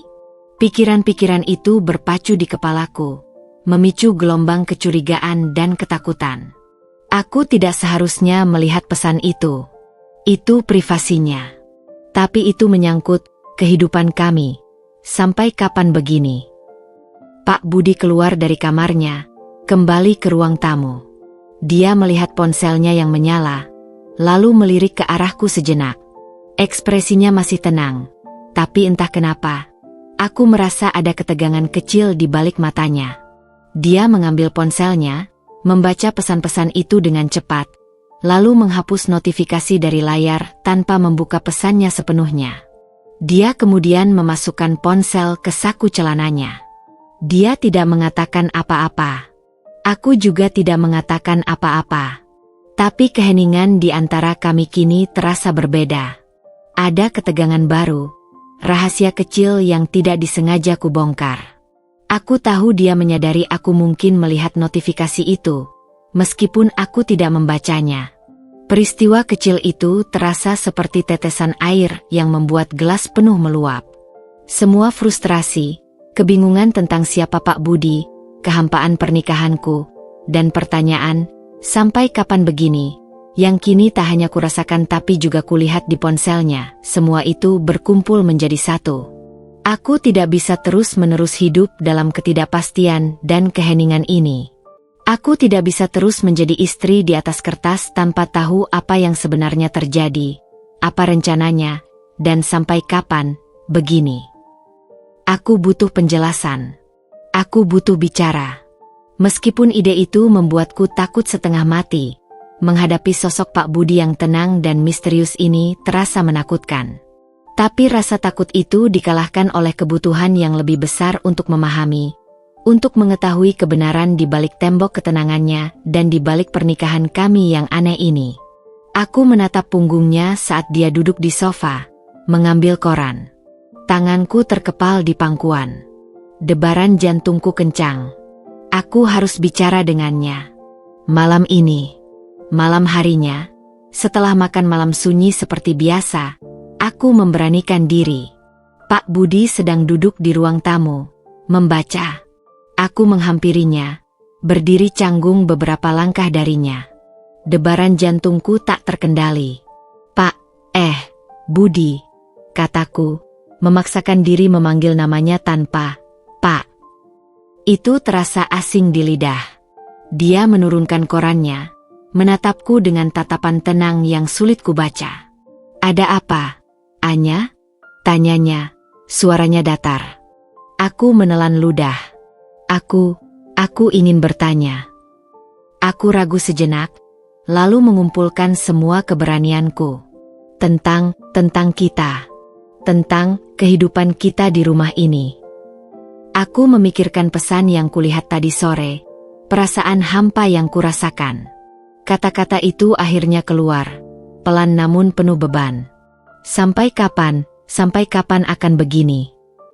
Dia tidak langsung menjawab. Matanya menatapku lekat, dan untuk pertama kalinya, aku merasa dia benar-benar melihatku, bukan sekadar mengamati objek. Keheningan membentang. Akhirnya, dia berbicara, suaranya tetap tenang. Tapi kali ini terasa ada sedikit kelelahan? Atau mungkin kesedihan? Sulit memastikannya. Kamu melihat notifikasi pesan tadi sore, ya? Tanyanya, lugas. Itu bukan pertanyaan, lebih seperti pernyataan. Aku mengangguk. Terkejut dia tahu. Saya paham kebingunganmu, Anya, katanya. Dan saya tahu ini tidak mudah bagimu. Pernikahan ini dimulai dengan cara yang tidak biasa. Saya tidak punya ekspektasi kamu akan langsung nyaman atau bahagia. Dia berhenti sejenak, menatapku lagi. Lalu, dia mengucapkan kalimat yang singkat, namun membuka sedikit tabir di balik tembok ketenangannya. Mengenai, sampai kapan begini? Katanya pelan. Saya tidak bisa memberikan jawaban pasti sekarang. Tapi, saya punya alasan. Alasan untuk pernikahan ini, dan alasan kenapa saya seperti ini. Dan itu bukan sepenuhnya karena kamu. Dia tidak menjelaskan lebih lanjut. Tapi kalimat itu, bukan sepenuhnya karena kamu, mengisyaratkan bahwa ada beban lain, cerita lain, alasan di balik dirinya yang tidak berhubungan langsung denganku atau situasi keluargaku. Ada sesuatu yang pribadi. Momen itu adalah puncaknya. Ketegangan yang memuncak, pertanyaan yang terucap, dan jawaban yang, meskipun tidak lengkap, membuka sedikit pintu misteri di balik Pak Budi.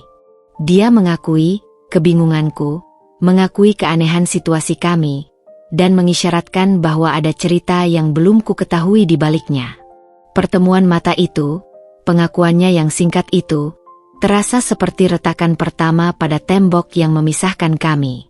Klimaksnya bukanlah ledakan amarah, melainkan sebuah pengakuan tenang yang membuka lebih banyak pertanyaan daripada jawaban, namun terasa sangat signifikan. Setelah kalimat Pak Budi tentang alasannya dan bahwa ini bukan sepenuhnya karena kamu, keheningan kembali menyelimuti kami. Dia kembali ke korannya, tapi gesturnya terasa sedikit kurang kaku dari biasanya. Aku duduk di sofa, menatapnya dari seberang. Kata-katanya itu tidak menjawab semua pertanyaanku, dan tembok kecanggungan masih ada, tapi kini terasa ada retakan kecil di permukaannya. Ada lapisan misteri baru pada dirinya. Dia punya alasan sendiri, alasan yang tidak sepenuhnya terhubung denganku atau keterpaksaan pernikahan ini. Suasana malam itu terasa sedikit berbeda. Masih hening, tapi keheningan itu tidak lagi murni karena jarak dan ketidakpahaman. Ada sedikit rasa ingin tahu yang muncul di pihakku, sedikit pertanyaan tentang siapa pria di hadapanku ini di balik topeng tenangnya. Dia tetap Budi Santoso, suami asingku yang 40 tahun, tapi kini dia juga adalah pria dengan rahasia. Dan itu entah bagaimana mengubah makna keheningan di antara kami. Itu bukan akhir dari konflik, tapi awal dari cara baru untuk melihatnya.